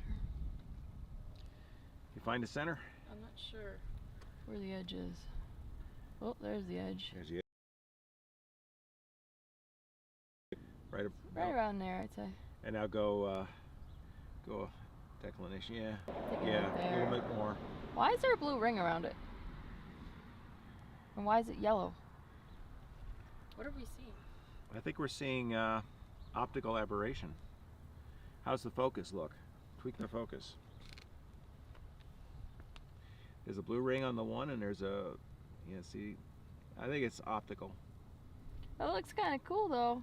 Yeah, Totally unintentional, though. that's not quite in focus, though. I can't tell. Oh, too far. We know when. About there. That's kind of funny that it's got a highlight like that. I don't know if it was like that the whole time or not. No, I just noticed it. Definitely was not. No, we're not killing the scope. Temperatures are all pretty good. Yeah, well, there's a nice breeze to help keep everything cool too, which is nice. So I admit I am actually cold. We took the 8-inch aperture and we stopped it down. We put three actually, 2¼ inch holes in the piece of cardboard. If you look down on it, it kind of looks like a bowling ball layout with the 3 holes. Oh yeah, that's a good way to describe it. But it attenuates the sun quite a bit. American Girl says it's getting lighter in the background as the moon comes off the sun. Yeah, you noticed that. You can actually, I know it's hard for you guys to see on the live stream, but we got 2 of our sunspot groups are back now. We have a medium-sized group there and then a small-sized group. Eventually we'll get the big ones back. Check the alignment on that. Looks like the focus is a little bit. You had it pretty good. Yeah. I couldn't get it much clearer than that. So let's get these feet back. Do you remember how you had this? Yeah, on the edge, on the rubber feet. Yep. Oops, sorry guys. This one's getting a little close to the scope. Yeah. But we'll see. Just want to protect it in case of the wind. It's those gusts that really catch you by surprise. Did you have it like this? Yeah, something like that. Because when we were setting up, we had the tripod trying to flip over. The board was acting like a sail. The whole tripod was trying to flip too. Yeah, like the whole thing. The whole thing was like, I gotta fly away.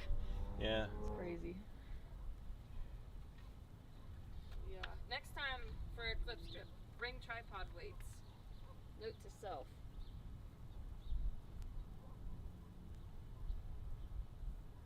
Yeah. Yeah, because this poster board becomes quite a sail in 20-mile-an-hour winds. Right now we just have a light breeze, so it's not bad. And it's chilly. My hands are still cold. Yeah, mine are too. I keep putting them in my pockets.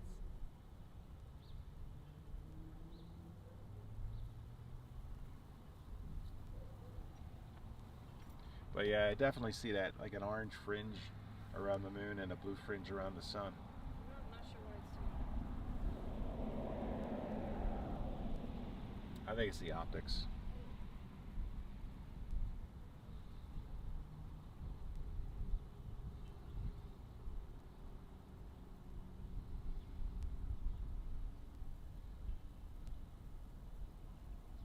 How's our battery power doing? It was pretty good.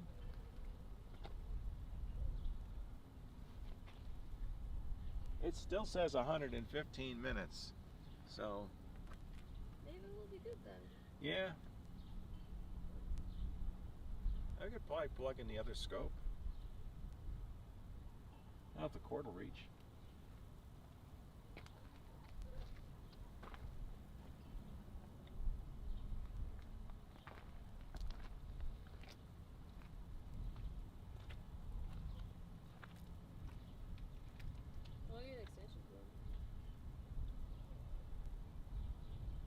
Might as well use it. I figured manually on this one wouldn't be too bad. But I guess it wasn't the best. Because you did lose sight of it. Oh, that's because I got too excited. I've lost it a couple of times too.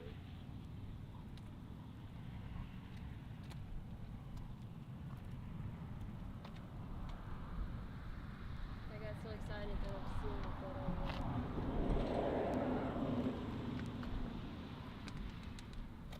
turned it too vigorously.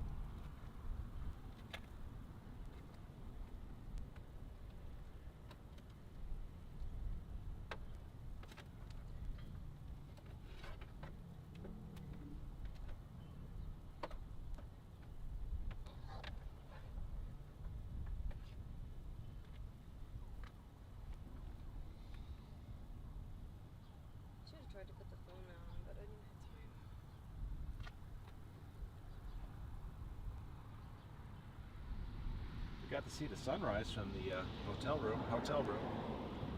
That was kind of nice. It's always good to wake up to a sunny, clear morning on Eclipse Day. Yeah.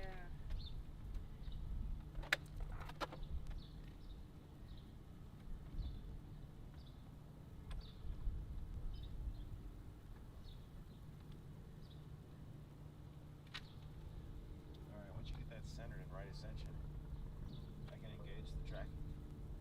Pretty good.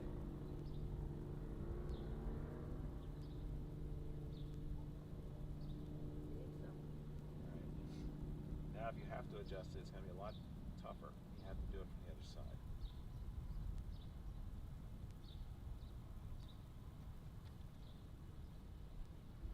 And the best to hold these together when you do that so that the teeth don't slip.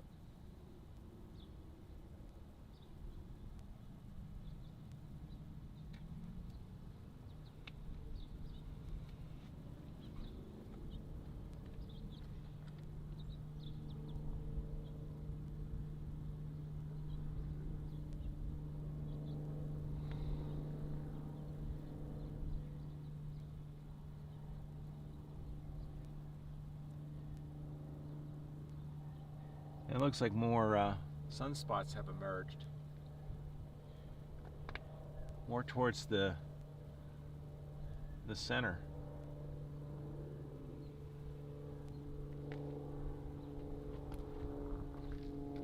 Oh yeah, it's a small group of 4. Do you see them in the other scope?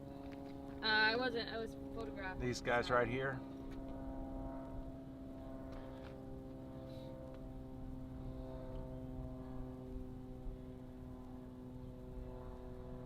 Yeah, I see them. It's like a group of 4 or 5.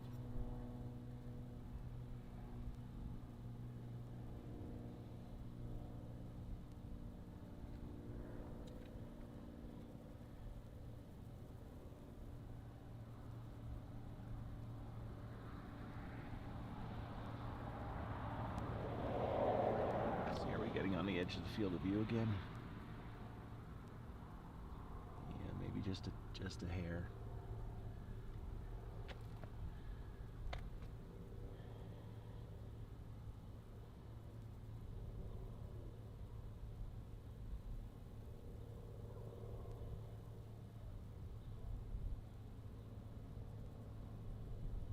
Oh, I'm way off there.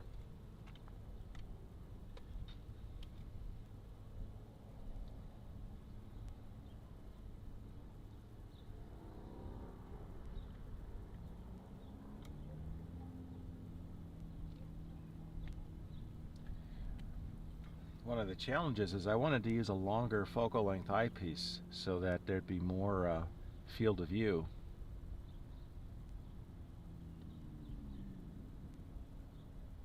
Seems like we're not getting tracking.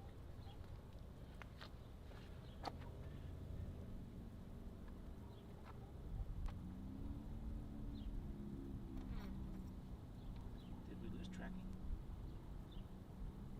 I'm still in the center.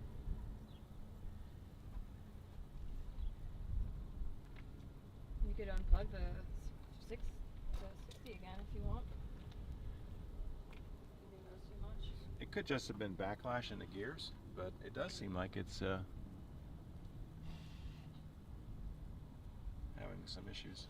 Could be balance. The weights, counterweights maybe.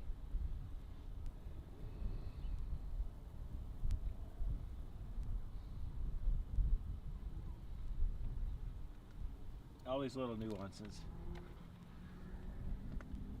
Well, that's why we are called amateur astronomers. We're not professionals. Yeah. We're doing what we can. This is what happens when you don't have time to set up in your yard and practice it all. Yeah. Okay, there's the edge of the field there and there. So I want to be something like this. A couple inches down on the board. That's going to be the best view. Well, considering everything, I'm really happy with how it turned out. So what do you think of your first annular solar eclipse? I love it. Wasn't that pretty amazing? It's still going on, but yeah. I'd love to do another one. Total would be fun.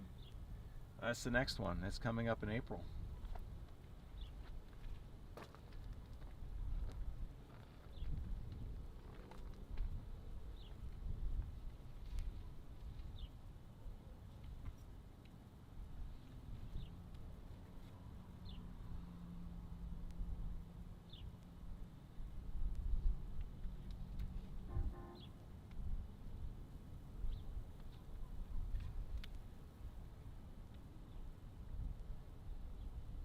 It's a brisk 52 degrees here in Hobbs, New Mexico.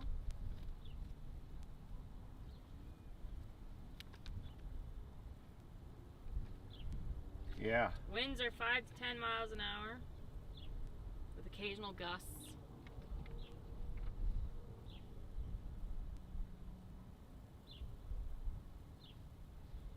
The birds are starting to sing again. They are. I think they realize, oh, it's time to wake up again. Yep, they did go quiet. Yeah, so no crickets here, but the birds did go quiet. I know when we watched that eclipse, what was it, 2017? Yeah. That we actually heard crickets come out at our place in Pennsylvania, which was kind of cool. And I think that was only maybe 60 or so percent, but maybe it was 70, but it was enough that the critters thought it was twilight.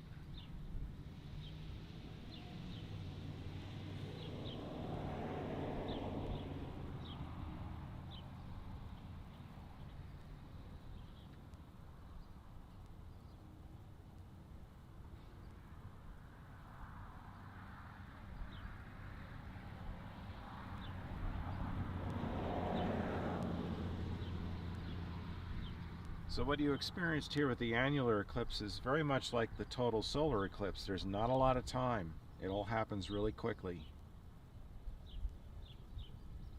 Yeah. And they say if you've never seen one before, just enjoy it. Don't try to do all kinds of technical stuff. Well, I wanted to get a few pictures, but I still enjoyed it. I looked through the glasses, I looked through the solar filter scope, which was really, really cool.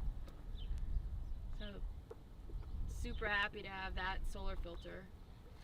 I thought the annular eclipse in the solar glasses really looked nice. It did.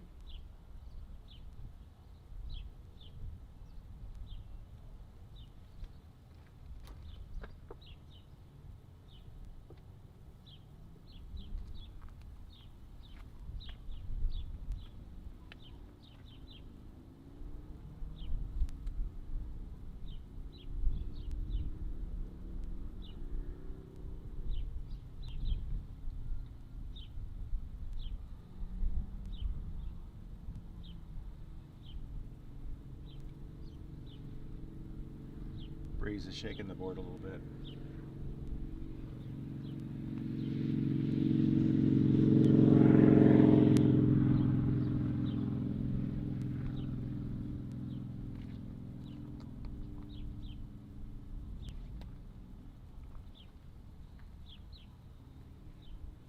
Murder Girl says, you guys rock. Much love. I'm just so happy that we looked out on the weather, because nothing is a little more nerve-wracking than driving 2,000 miles and not knowing whether or not the sun's going to be out. But we enjoyed the journey. We traveled through quite a few states. We went through Pennsylvania, a little bit of West Virginia, Ohio, and then it was Kentucky, Missouri. You forgot a state. No, I forgot one. Oh, Where no. the Ohio and the Mississippi come together. Oh, Illinois. I thought that's after Kentucky, though. It is. Yeah, But you jumped. yeah, but you you're jumped right. You I jumped went to from Missouri. Kentucky to Kentucky, Illinois, Missouri. Can't forget about Illinois, and then Arkansas, Oklahoma, Texas, and beautiful New Mexico.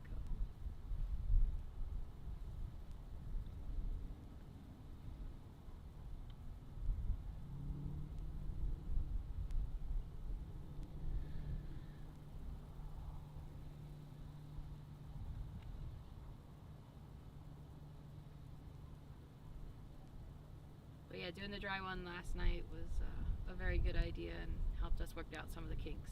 Since we had things jammed everywhere in the car. It's like, where is this part? It's in the back seat. Oh, that one's in the trunk, you know? So we did a lot of rearranging.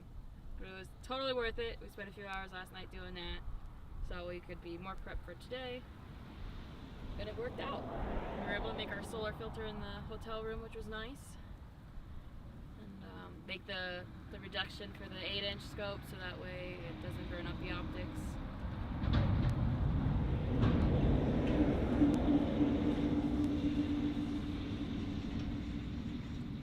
Tracking pretty good, and the other 60. Yeah, 60 millimeter is really nice. I love the filter on it. It's so cool. Now we can solar observe when we go home, Dad. Now that we made the filter. Check out the sunspots more frequently.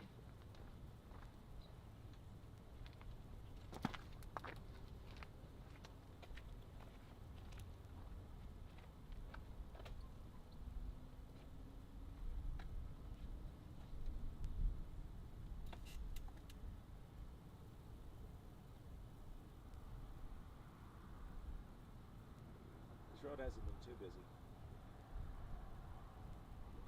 No, it's not been too bad.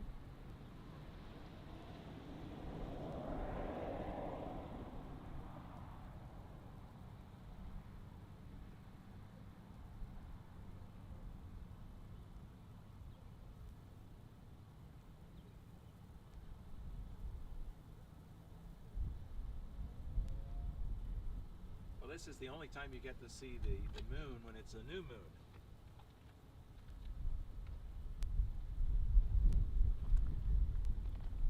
One of the challenges that some people like to have is to find out, find the moon when it's really new.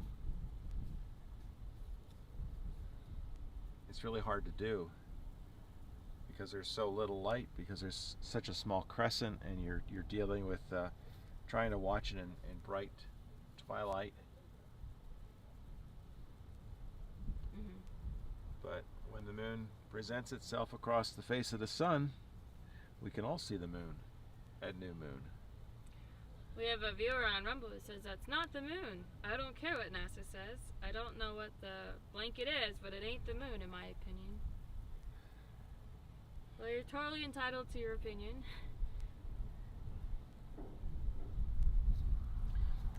Well, the way I look at that is I'm willing to entertain alternative theories, but can they predict this?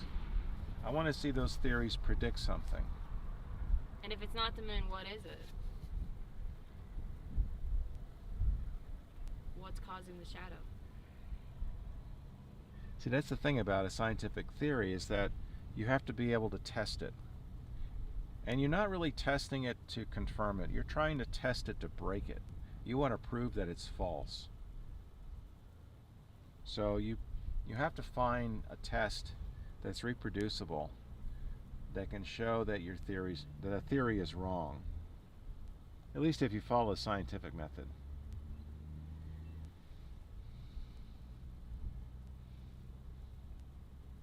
So I've heard alternative theories, and I've always asked the question, well, can your theory predict anything?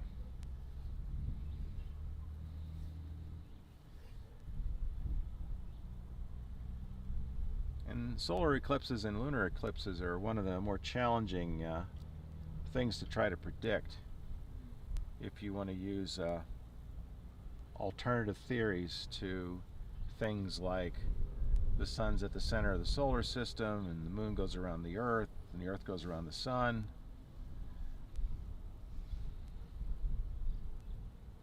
Yeah, like you, I'm willing to listen to alternatives, but like you said, it has to be able to predict these events and be able to prove that the other theory is wrong.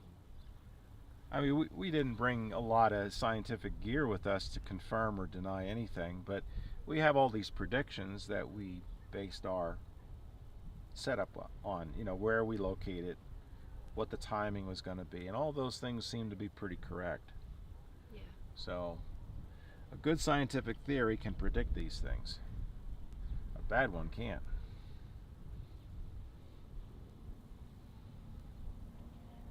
But either way, whatever is going on, it's beautiful. Yes. It's really, really cool. Which transcends the science. It's just intrinsically very unique.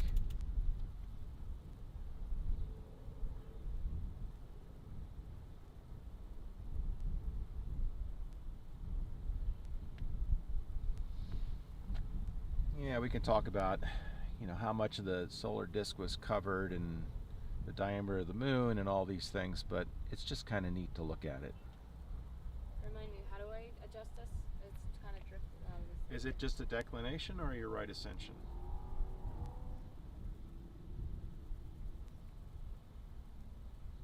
It's okay, I guess. It's Well, we can tweak it. It's going to drift a little bit because we didn't try to do a precise alignment. Let me know if this is better or worse. Not notice anything? it's jiggling too much. That's a little better. Yeah. More? Nah, I say it's good.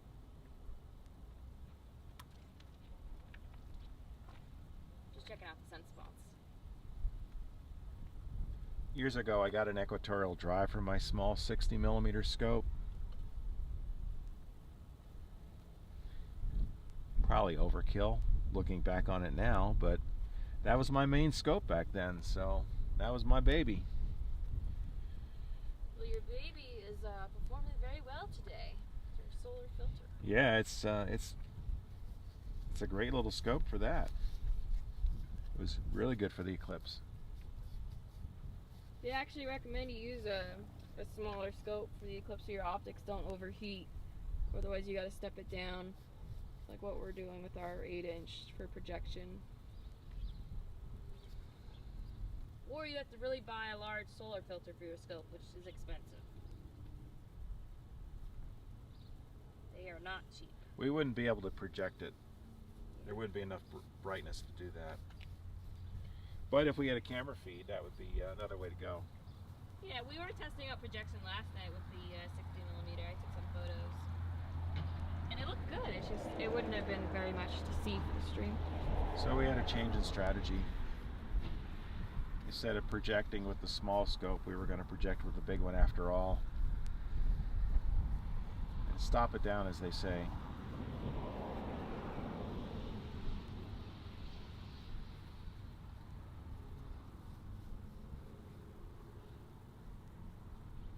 Some amateur astronomers will stop down really big scopes if they're using them and the air is very turbulent.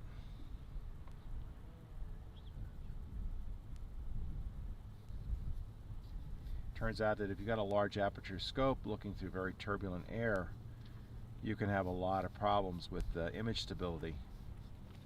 8 inches seems to be about the optimal to try to see through turbulent air.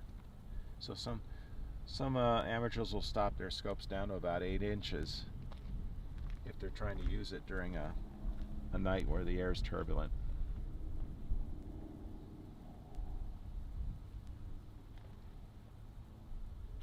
Some amazing setups you see with amateur astronomers today, the ability to do deep sky photographs. Really beautiful stuff. Stuff that was really hard to do years ago with film camera. And it's not easy to do it now. You need some decent equipment to do it. But it's pretty neat to see these images that amateurs can produce.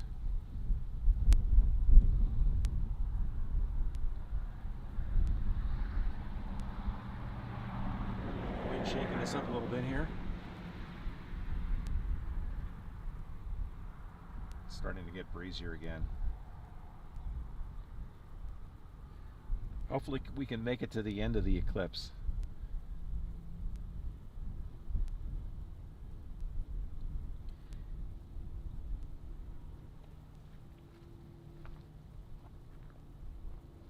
Let's see, 23 minutes after the hour now.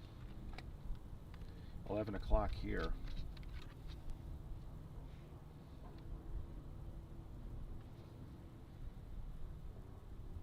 So we got a ways to go yet.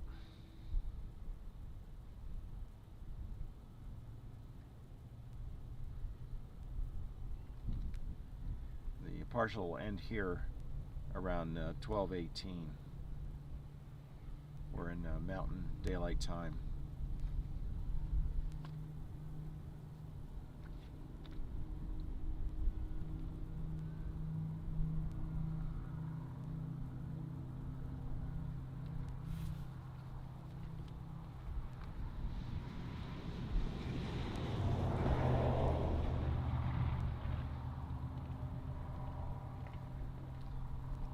Skies are still clear. We've got some clouds on the horizon to the north and to the west. They look like they're pretty high up in the stratosphere. Hey, the airplane's coming back. Yeah. You think it's the same one? Yeah, it looks like the same kind of plane. I mean, I don't know if it's exactly the same one, but the type.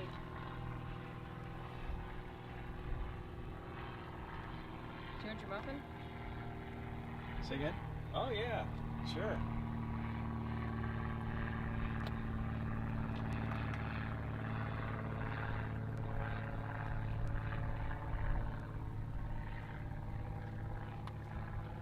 Might want to do one more geometry rearrangement for our projection. Right now? Or? No, we can wait a little bit yet. Okay. I think it's still okay right now. We also have a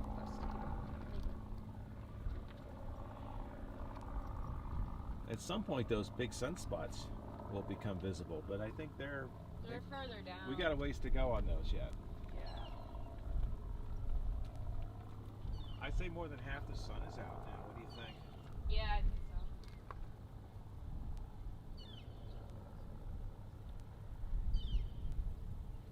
Birdies are singing again. Look how bright it is.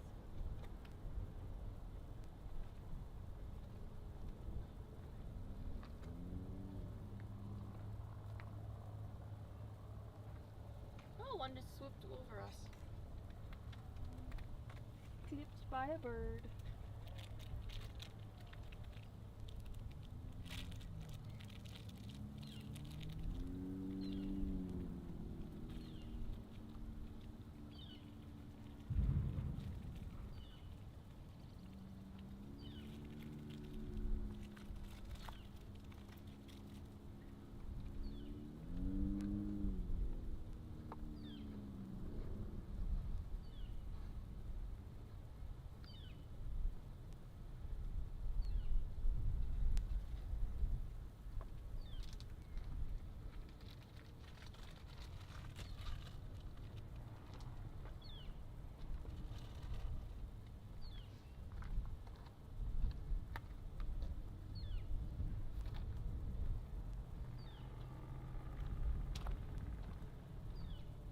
How's the view? Good. You want to see it? No, I'm good for now. I'm just gonna take some more pictures over here. Keep an eye on the declination tracking. It looks like it's been better as the sun is approaching the meridian. The alignment error isn't as bad. Yeah.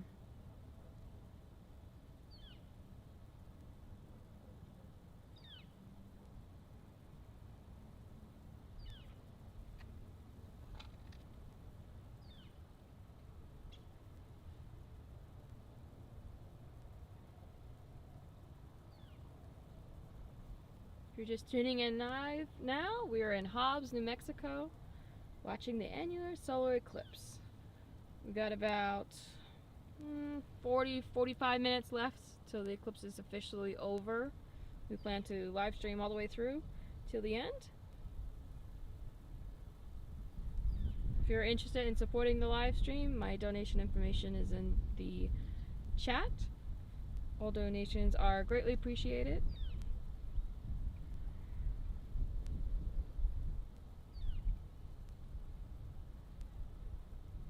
We drove 7 days to get here.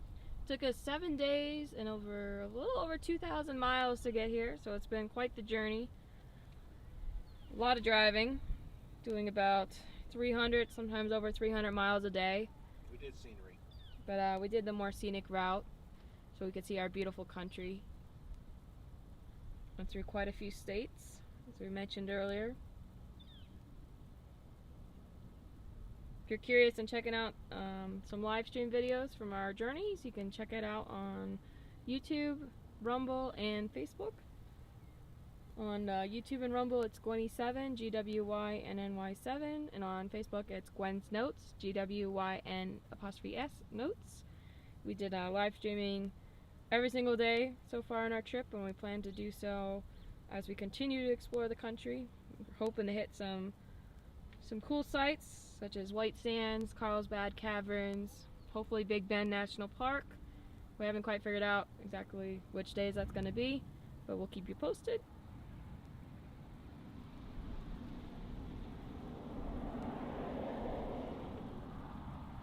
And then on the way home, we plan to take the more southerly route and take the Natchez Trace Parkway. So hopefully there's some cell service through there so we can live stream on the way home. If not, we'll definitely record and upload it later, because it's a very scenic parkway. It's rich with history and historical places that you can check out along the way, so that'll be really cool. I know my dad mentioned to me on our journey that he and his mom took part of the Natchez Trace Parkway. I guess it was it 40 years ago? Yeah. About 40 years ago. So he says it was really cool back then, so it's something he thinks I would enjoy, so we're going to check it out.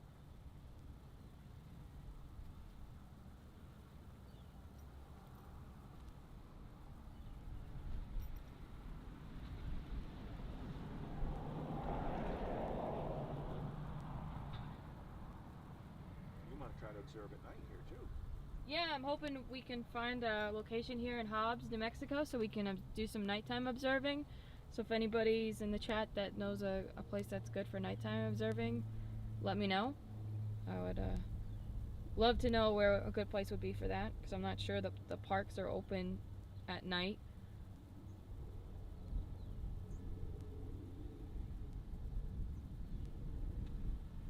But I definitely would love to do some observing while we're out west. Since the East Coast, we're from Pennsylvania, we tend to have a lot of humidity, which can make astronomy a little bit difficult with dew. We have these things called dew straps that we have to use, and dew heaters, typically here on the East Coast when we observe. So to be able to observe with low humidity would be a blessing, to not have, you know, all your sky charts getting wet with dew. So yeah, imagine that. The mailman doesn't wrinkle your sky and telescope, the eastern dew will. Well, that was a leaky mailbox problem. I know, I was kind of joking. Although I've had, there's been mail, I know in our astronomy group, that mailbox seems to collect Moisture. dew. Yeah, it wouldn't. That one doesn't leak either. When I get the mail there, sometimes things would, like the return envelopes would already be sealed. Yeah, I remember that when I was treasurer a few times. It's like, well, I guess gonna have to write a new envelope out for that.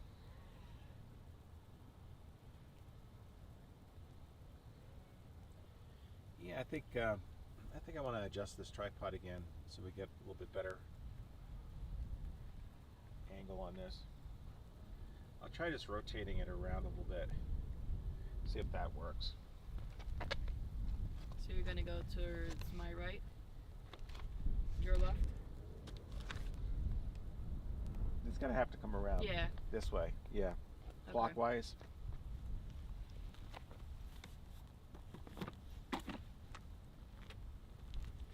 We can also adjust the eyepiece angle a little bit.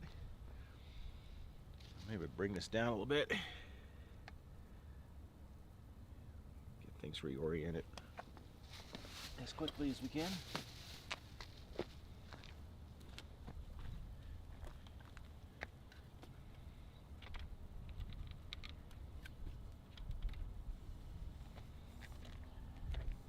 A little bit more, I think. Let me see where the center is for the projection, and then we can tell if that's going to work for you. Yeah, I moved it. It should work. That's about center then. That's going to work for you? Yep.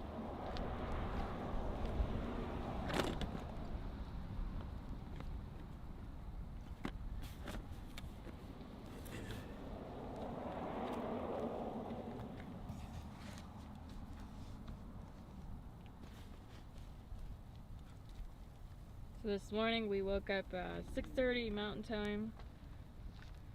Got up before the sun was up. So we got to see the sunrise from our motel room, which was pretty cool.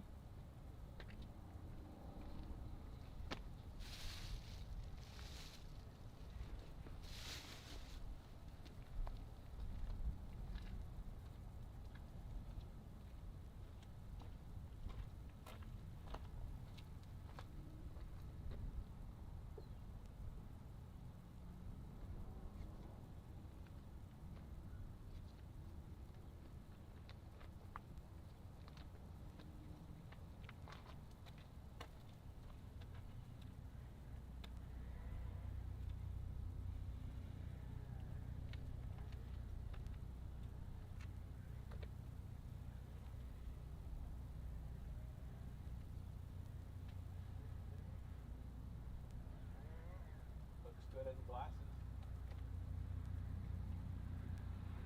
Oh, we've drifted, Dad. Doesn't seem like it's staying. No? Okay, yeah.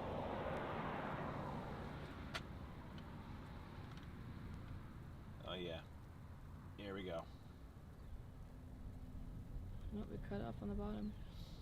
It's a little bit of backlash in the gears for tracking, I think. Yeah, makes sense. We should be getting one of those big sunspots groupings back soon. Yeah.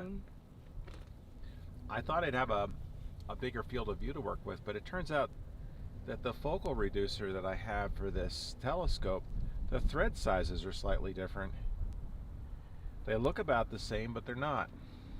Yeah, that was one of the things we learned in our dry run was It's like, no, we're not going to be able to use the focal reducer on this, so tweak this again.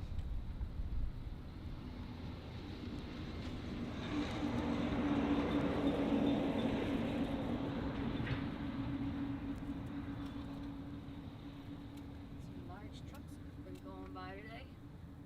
Yeah, the 40 millimeter on this scope works pretty good for projecting the sun, but the 40 that I have got damaged at some point. It's got a couple of scratches on it, and they literally look like sunspots when you project.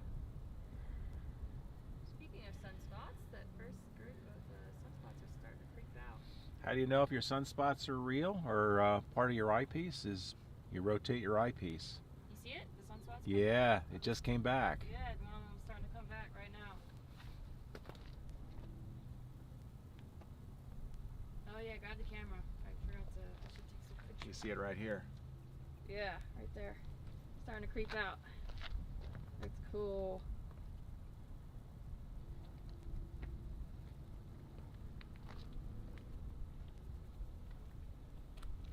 Yeah, see if you can get that in the camera. It looks so neat.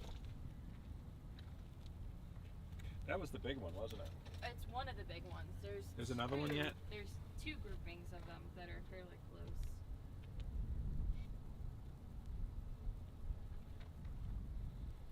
That's the first one.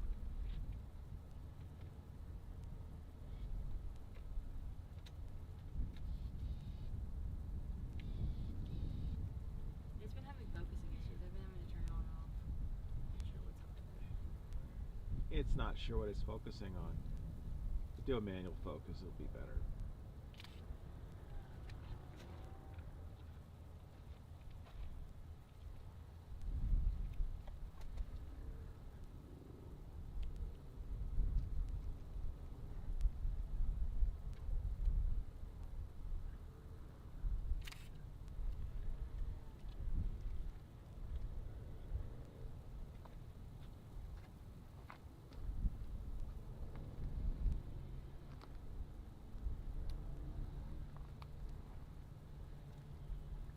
It's not sure what it's trying to focus on, is it? It's not all that much contrast. Considering there's a lot of brightness, yeah. Let's just double check our focus on this.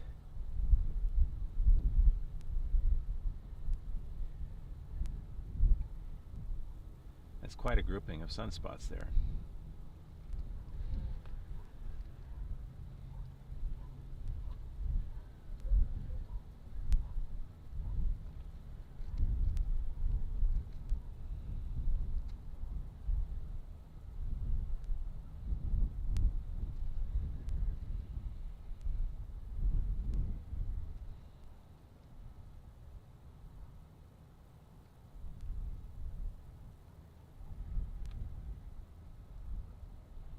Yeah, it's really cool.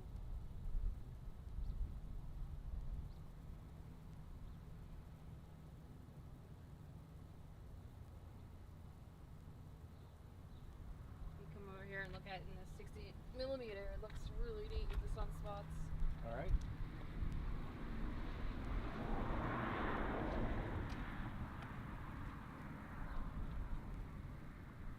How's this been tracking? Good. Been working out really good. Guess I got luckier on the alignment on this one. Yeah, it was harder to get the other one. We kind of guessed on the polar alignment on it. I didn't have a good way of checking the altitude.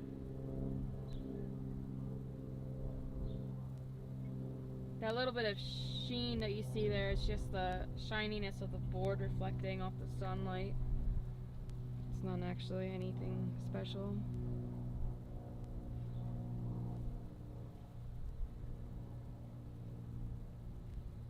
It's starting to feel a little warmer. I think it's getting a little warmer now, Dad. With the sun. Yeah. I'm starting to feel some of that solar radiation, and Yeah, boy, does it feel definitely, good. The sun is starting to feel a lot warmer now. Oh. Chilly all morning with the breeze.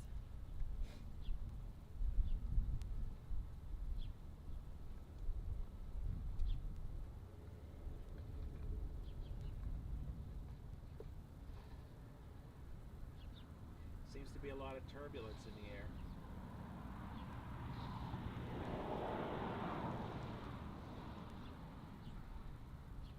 Well, this is just circulating air currents in the tube, the scope. No, I noticed that too. That it seemed like there was turbulence. If you move too much with your body, you can cause vibrations in the tripod. Oh, this one? Yeah, a little bit. Just on the ground? Yeah, just walking around. We're on broken pavement. Yeah, the pavement's kind of broken, so like just walking around can, like I noticed that just with the Celestron projection, that if you walk around too much, it shakes.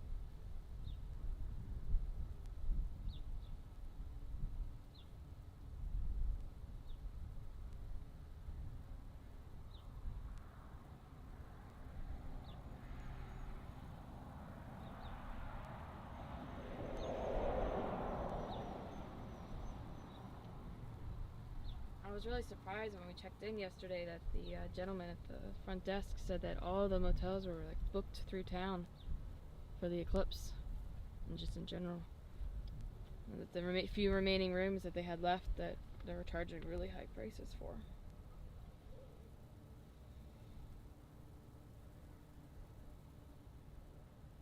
Hey John, good to see you.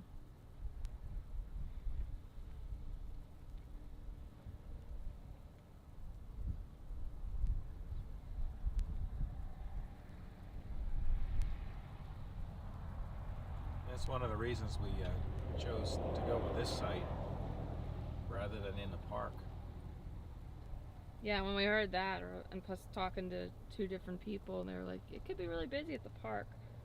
So we got permission to be here at this private location, so it's been working out fantastic. We haven't had any visitors, surprisingly. I thought maybe somebody driving by would be like, what are they doing? And come check us out, but they haven't.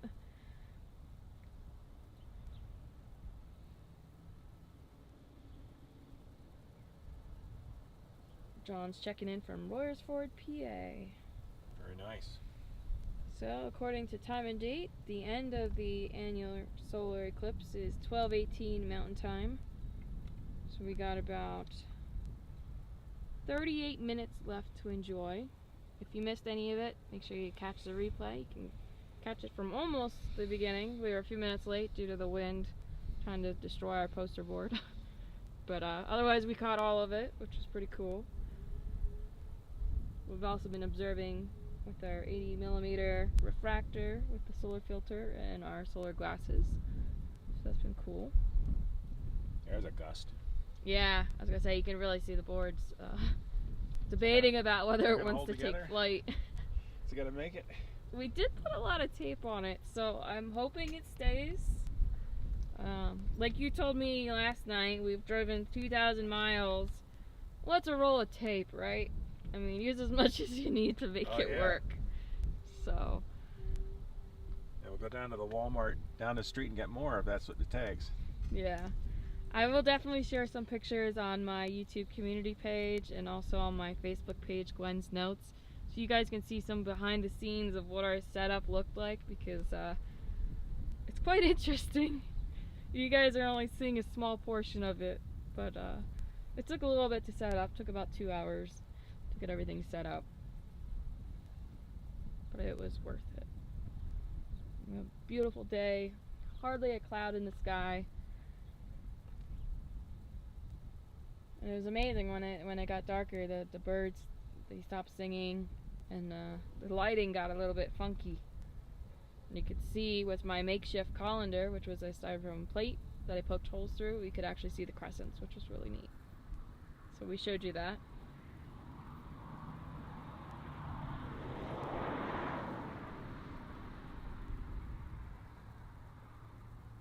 We should be getting that second big group of sunspots back soon. I know we were able to see them poking out a little bit on the edge of the moon's shadow when the first group came back. I'm not sure if we'll see that this time or not. I don't quite remember where they were in regards to the ones that we can see right now. American Girl says, "Wow, you guys are incredible. Looking forward to seeing the behind the scenes pictures." Yeah, it'll be pretty funny.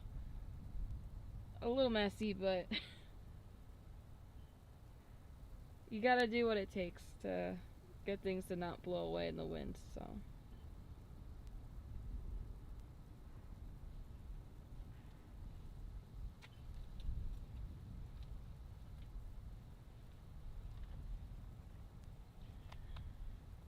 We had wanted to do some test setups sooner, but it was just never enough time on the trip. And then the one morning, it was promising, and it was just too windy. Yeah. And of course, that was the day it was cloudy too. Yeah. The one day that we thought we'd be able to do it, it was completely cloudy. That was east of Oklahoma City. We were in Henrietta, Oklahoma. Stayed at the Green Country Inn, which is a very nice family business run inn. It's a little on the pricier side, but it's definitely worth the getting a good night's sleep without all the road noise.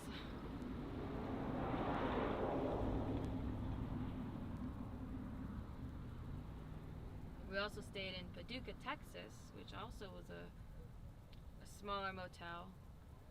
It was actually an old funeral home turned into a motel, and it's family run as well.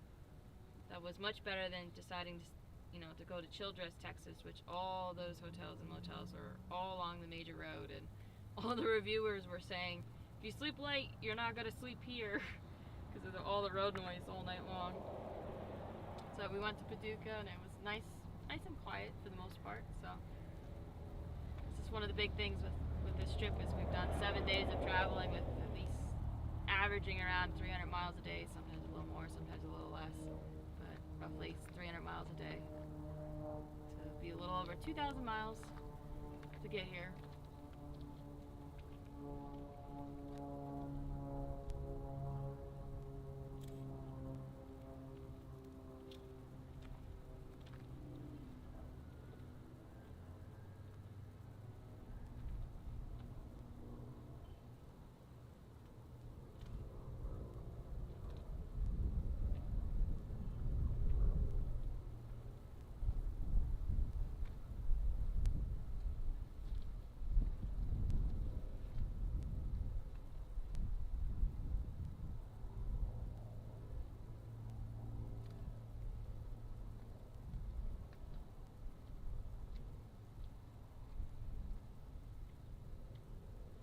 Oh, we're starting to get the second set of sunspots, Dad. Do you want to try to get a picture?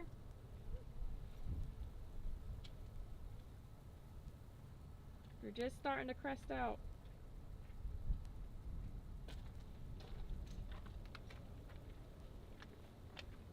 I knew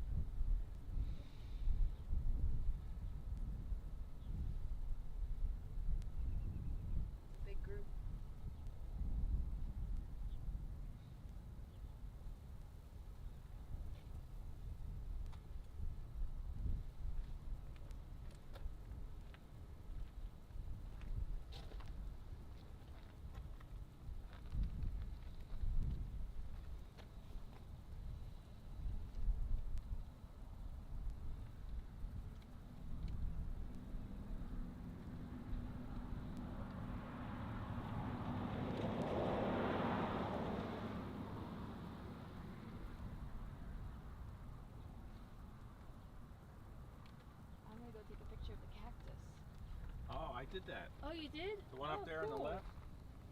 Yeah, Yeah. I got him. nice.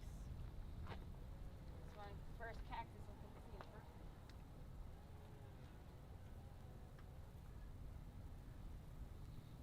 Let's see how we're doing here with being centered in the eyepiece. There's the one edge. There's the other edge.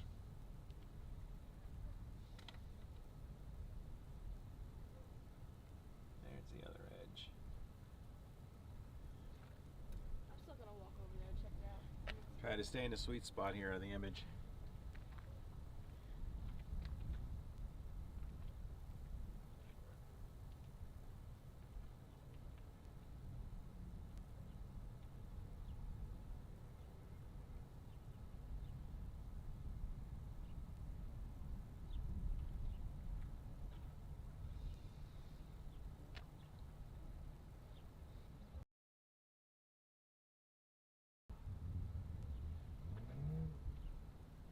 Looks like it might need an adjustment on focus.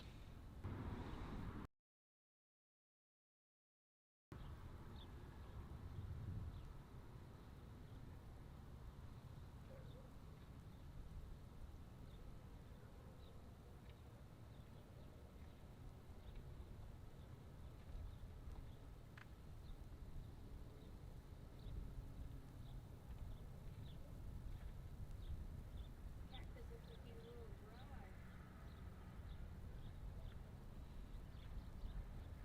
Looks like its flowers weren't opening up. It's kind of dry. You want to make some more adjustments for the last leg of the eclipse? Sure.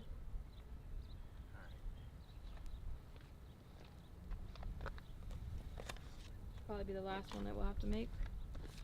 Got about 20 minutes left.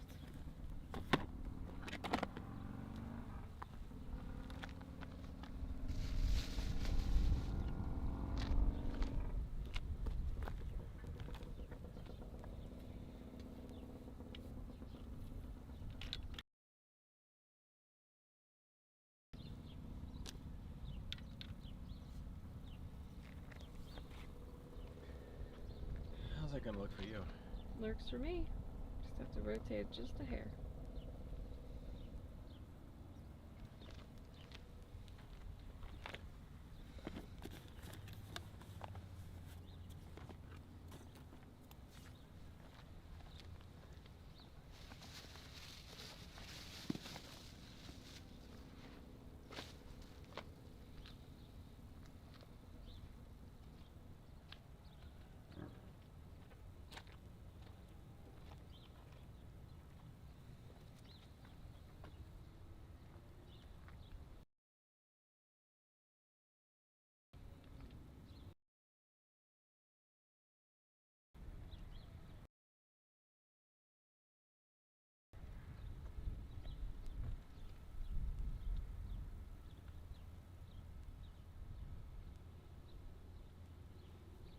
That looks like a cookie bite. It does look like a cookie bite.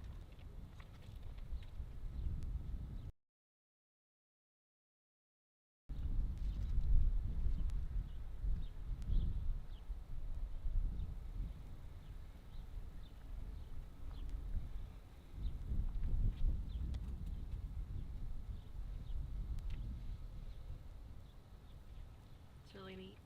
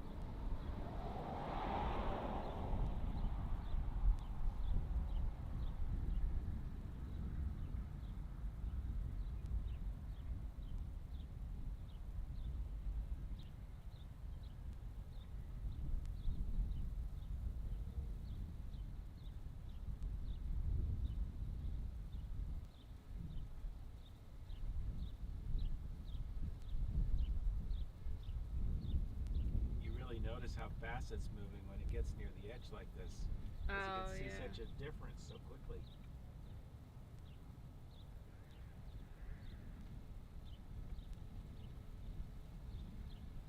I know like the center time is like the best time to look at the eclipse, but I kind of like looking at the edges too, because like you said, you see it start creeping in when it first starts, and then it's like running off at the end, you know?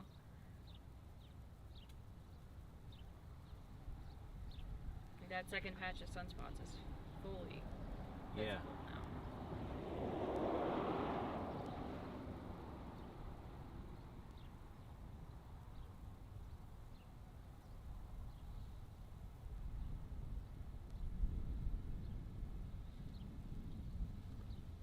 The eclipse will end a little bit later for those who are to the east of us. That includes all of the northeast part of the country. The anti-umbra shadow is moving at about 2,000 miles per hour. That's fast. Yeah.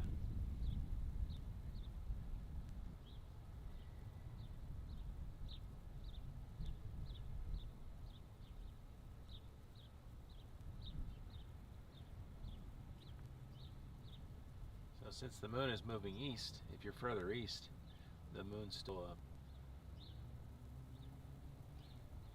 We have a viewer on Rumble that says, thanks for the live stream. It's still cloudy here, and we would only see a very partial eclipse anyway. It's very cool watching the eclipse here. You're welcome.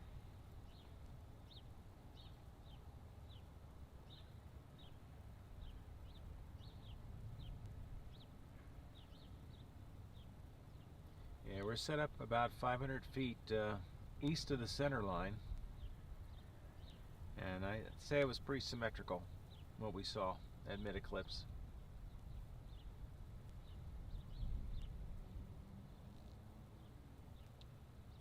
The width of the path of annularity is only about 120 miles, so you had to travel, unless you were lucky to live in one of the towns that this annular eclipse went through. You had to travel to be able to see the annular phase.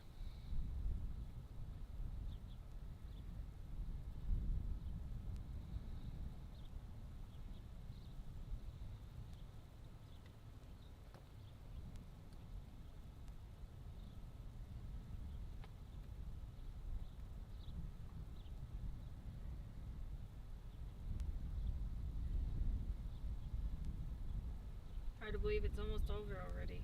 I know, it's really fast. Only have 16 minutes left. You do all this looking forward to it, and then here it is, and it's gone. But we're lucky, we have one more chance here in the United States to see a great eclipse. The total solar eclipse in April of next year. You were talking to a lady in Arkansas at one of the welcome centers that claimed that there would be millions of people coming to Arkansas to view the eclipse. Yeah, if you actually look in the, she gave me some booklets that they have about the state, and in it they have 2 articles, and one of them literally shows the eclipse path, and it covers like corner to corner of Arkansas. Like it's almost 2/3 of the entire state can see at least part of the eclipse, and the center obviously goes through. I was surprised how much of it was covered. I think she said they were expecting like 50 million extra people to visit the state for the eclipse. And I was just like, wow. That sounds like too many, but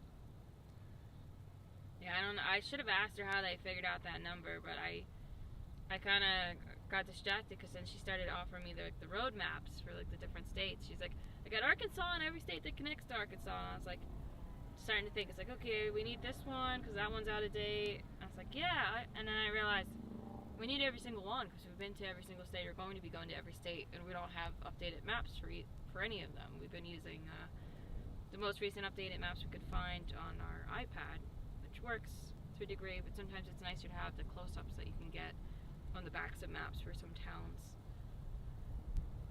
Because the iPad can only handle, files so big, so some of the maps were just a bit too big to include the fronts and the backs.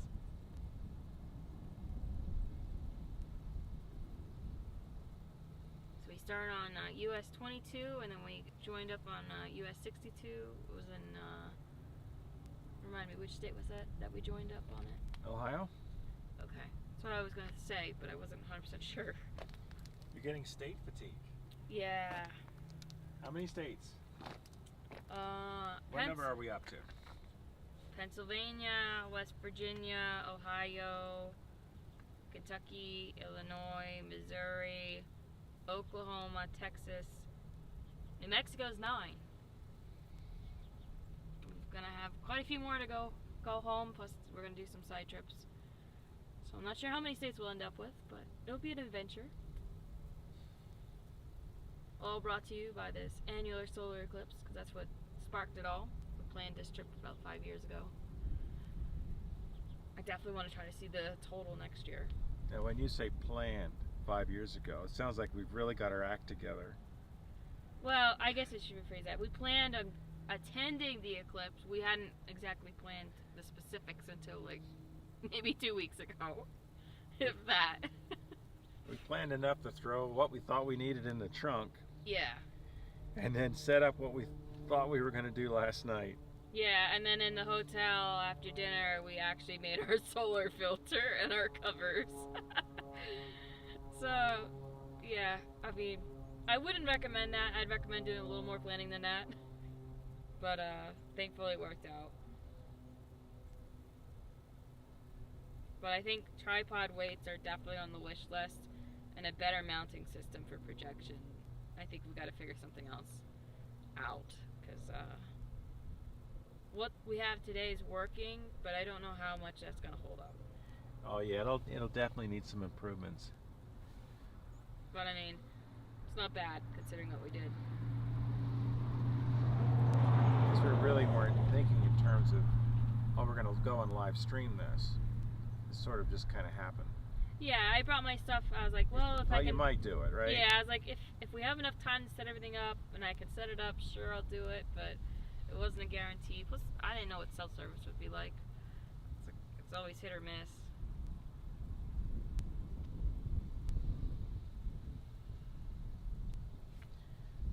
We'll be coming up on what they call last contact or fourth contact. That's the end of the eclipse, when the moon's shadow leaves the sun's disk. This will occur slightly different times depending on where you are.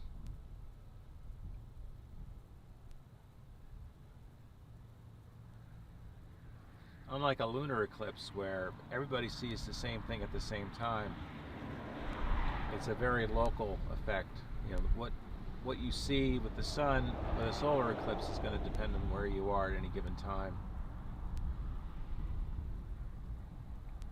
The moon is close enough that it's a slightly different position relative to the sun depending on where you are. So, like we're back home 2,000 miles away, the moon's going to look like it's covering more of the sun right now than what we're seeing. And west of here less, because the moon is moving easterly, trending a little south, I guess. That's what it looked like through the solar glasses. Looked like it came in from the northwest, and it'll be leaving from the southeast. In fact, let's take a look at that now. The sun is getting close to high noon here, local noon.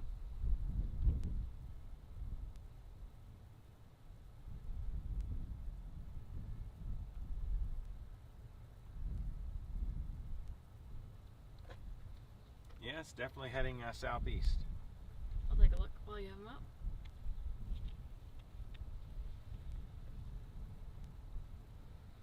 Wow, you can barely see it still on there. With the glasses, that is. Yeah. And I feel bad for all our friends that stayed in Pennsylvania for the eclipse, because we're getting our butts kicked with rain today. Are we really? Yeah. Just unfortunate. Yeah.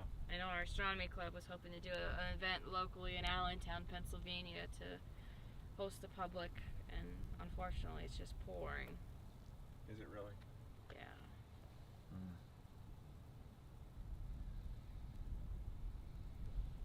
Well, that's one thing, we got a lot of sunshine today. I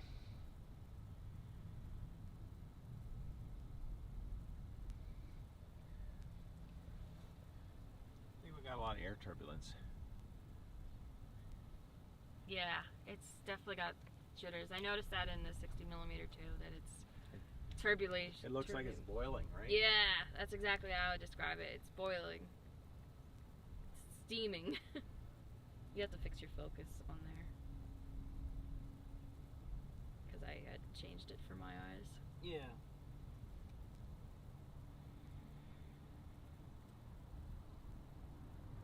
I get one more view in here.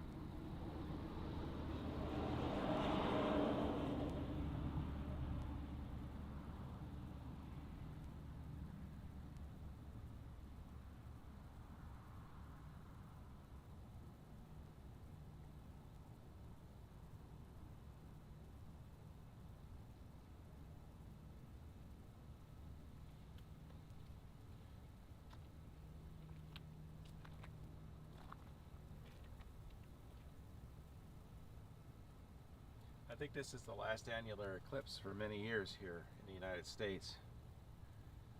Does it mention it in the Sky Telescope? I don't know if it does.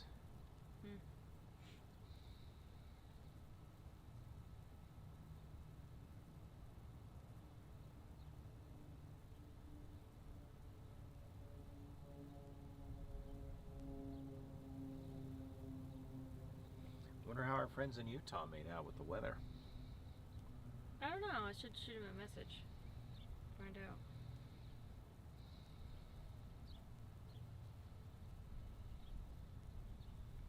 Yeah, you'll want to wait a little bit on that.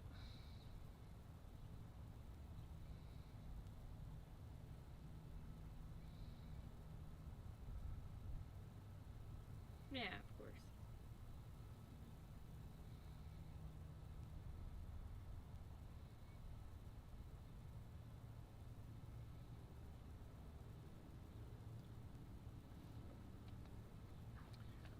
Yeah, I would say the sun is now very warm.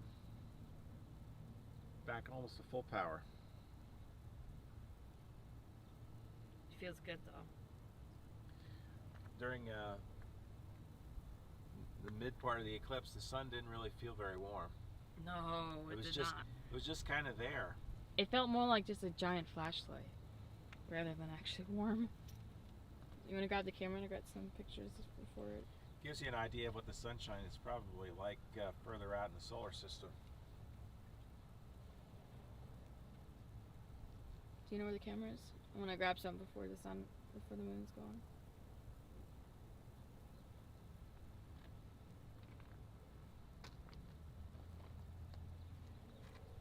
The moon will be back. He'll be saying hello to you in a couple of nights. I know. You'll be able But I mean, see the moon in a couple of days in the evening. What I meant was like before it's gone up the sun. Yeah. Because it's getting there. We only have a few minutes left.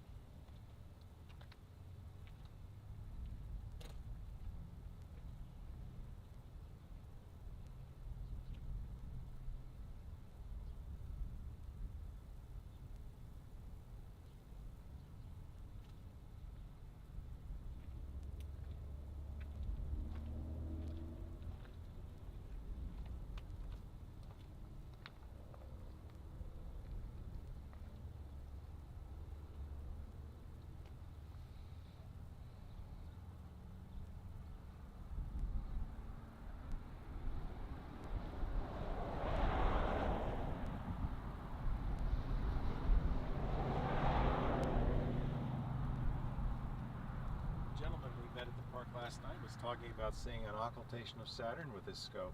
Yeah, I was hoping he was going to come back out last night because he mentioned about bringing his scope out. He saw us out there with the equipment, and that's what brought him over. Oh, there it goes. It's going bye-bye.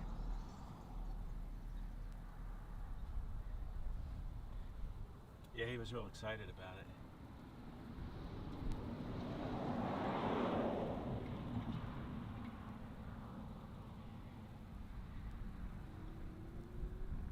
We're in the edge of the eyepiece because it looks like we got some black lining. Let's see. Let's do one last. Yeah, that's better. Is it? Yeah, right there. Yeah, well, I'm starting to see some of the halo from the eyepiece. Okay. Double check focus again. And that's why it wasn't coming in too clear. I know there's a lot of turbulence. Yeah, the turbulence is pretty rough. 3 minutes to go. Is that 3 minutes worth, huh? 3 minutes left. Yep. Where are those solar glasses? Gotta check it out. See if we can still see it with the glasses. Yeah. It was getting hard the last time I tried to use them. I'll take a look then. Just barely can tell. We figured if all else failed, there were the solar glasses. Yeah. Yeah, barely tell. Barely tell. But I have to say that the annular part looked really good in the solar glasses. Oh, yeah. Even though, you know, you're looking at it in normal vision. Yeah. It looked amazing. Yeah, it was really neat.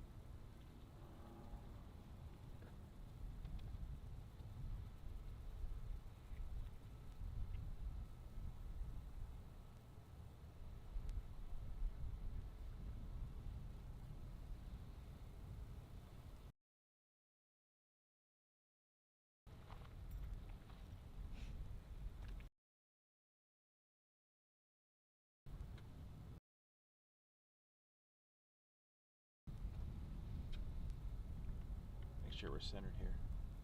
No, you're too far again. Still too low. Yeah. That's better.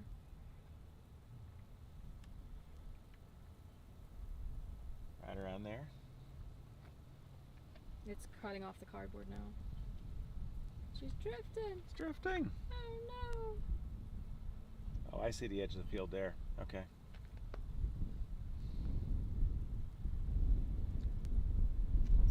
no. Oh boy, that's a gust. Yeah, it might blow things over yet. Well, we got the legs pretty well secured, so especially on the back side of the board.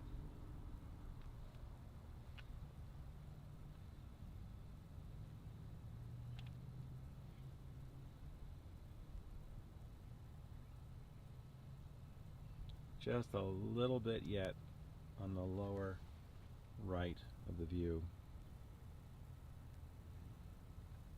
Oh, it's going.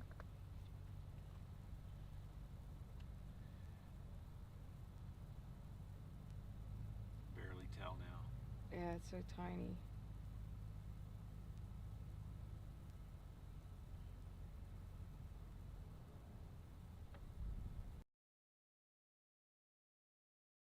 Yeah, just a little.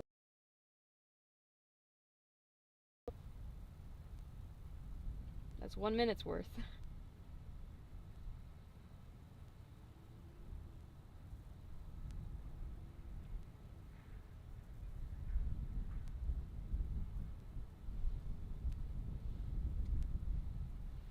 I think it's gone. Yep, it just disappeared. So what time is that? 12:18 Mountain Time. It ended at almost 12:19. Well, the prediction was accurate. It said 12:18 something. So. And it just turned 12:19, so Yeah. Amazing. Mary Rose says spectacular. I know, right? That's really, really cool.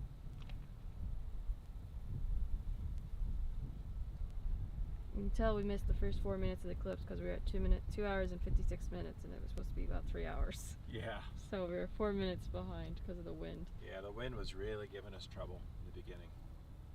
It's actually calmer now than it was then.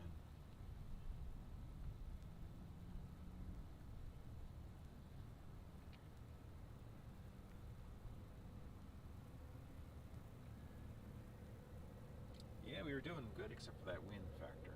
Yeah. Everything else is good to go.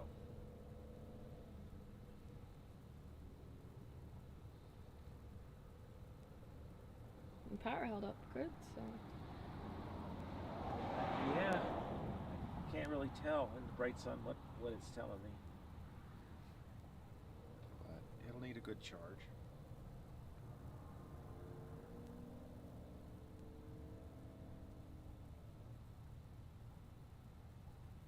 Figured I'd leave the live stream go for a few minutes. People could see the regular sun. To have a comparison, you know. Because we didn't get that in the beginning, so I'll show you what the sun looks like without an eclipse. It looks round.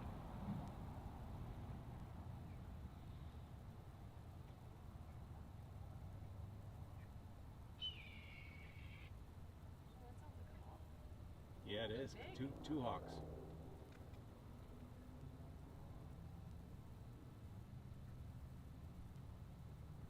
Big birdies.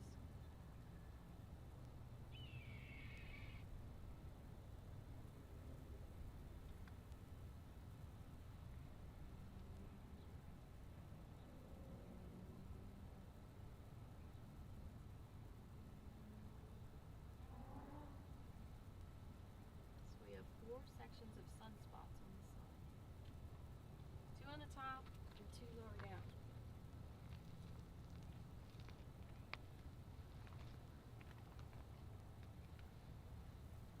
You see the ones on the top?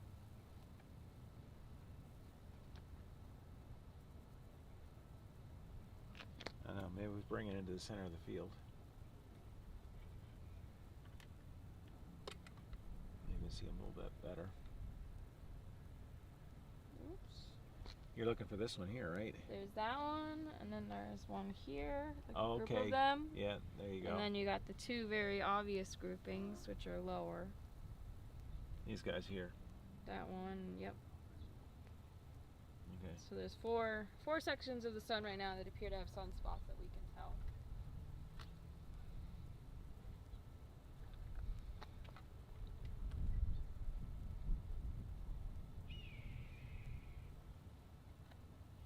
American Girl says, "I hear the hawk."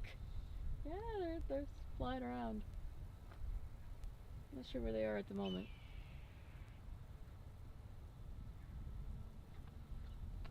They look white underneath. Yeah, they do.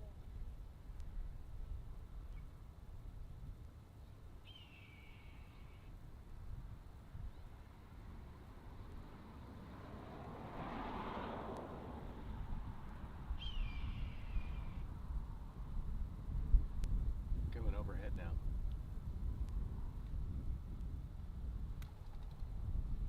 That birdie says, "I'm out of here." When I heard him coming.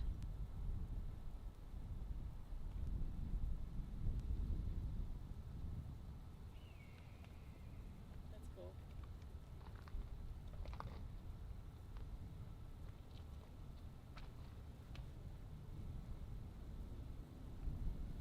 Looked like it was a pair of hawks.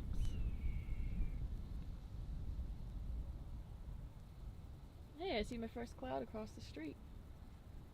Above the power lines. Little thin one.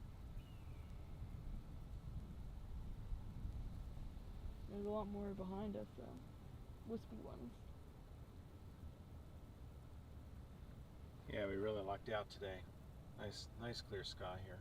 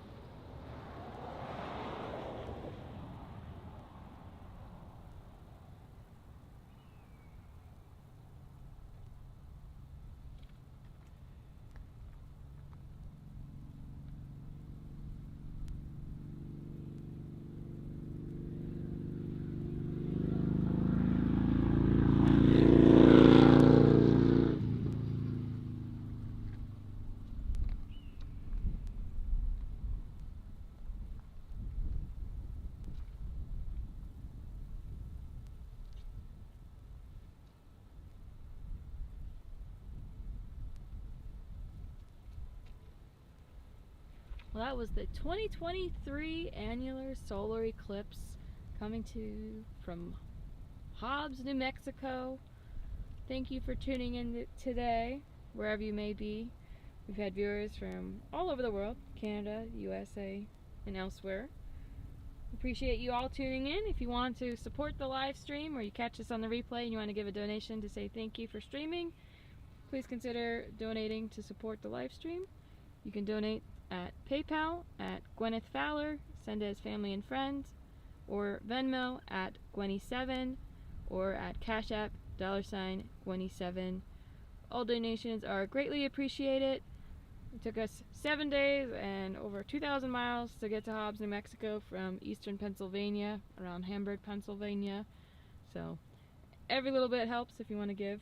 We'd appreciate it. Hope you'll catch us up on our next time we go live. We'll be traveling the country a little more as we work our way home, check out some of the cool sites in the national parks, and we'll catch you next time. Thank you so much for tuning in, and we'll see you on the road.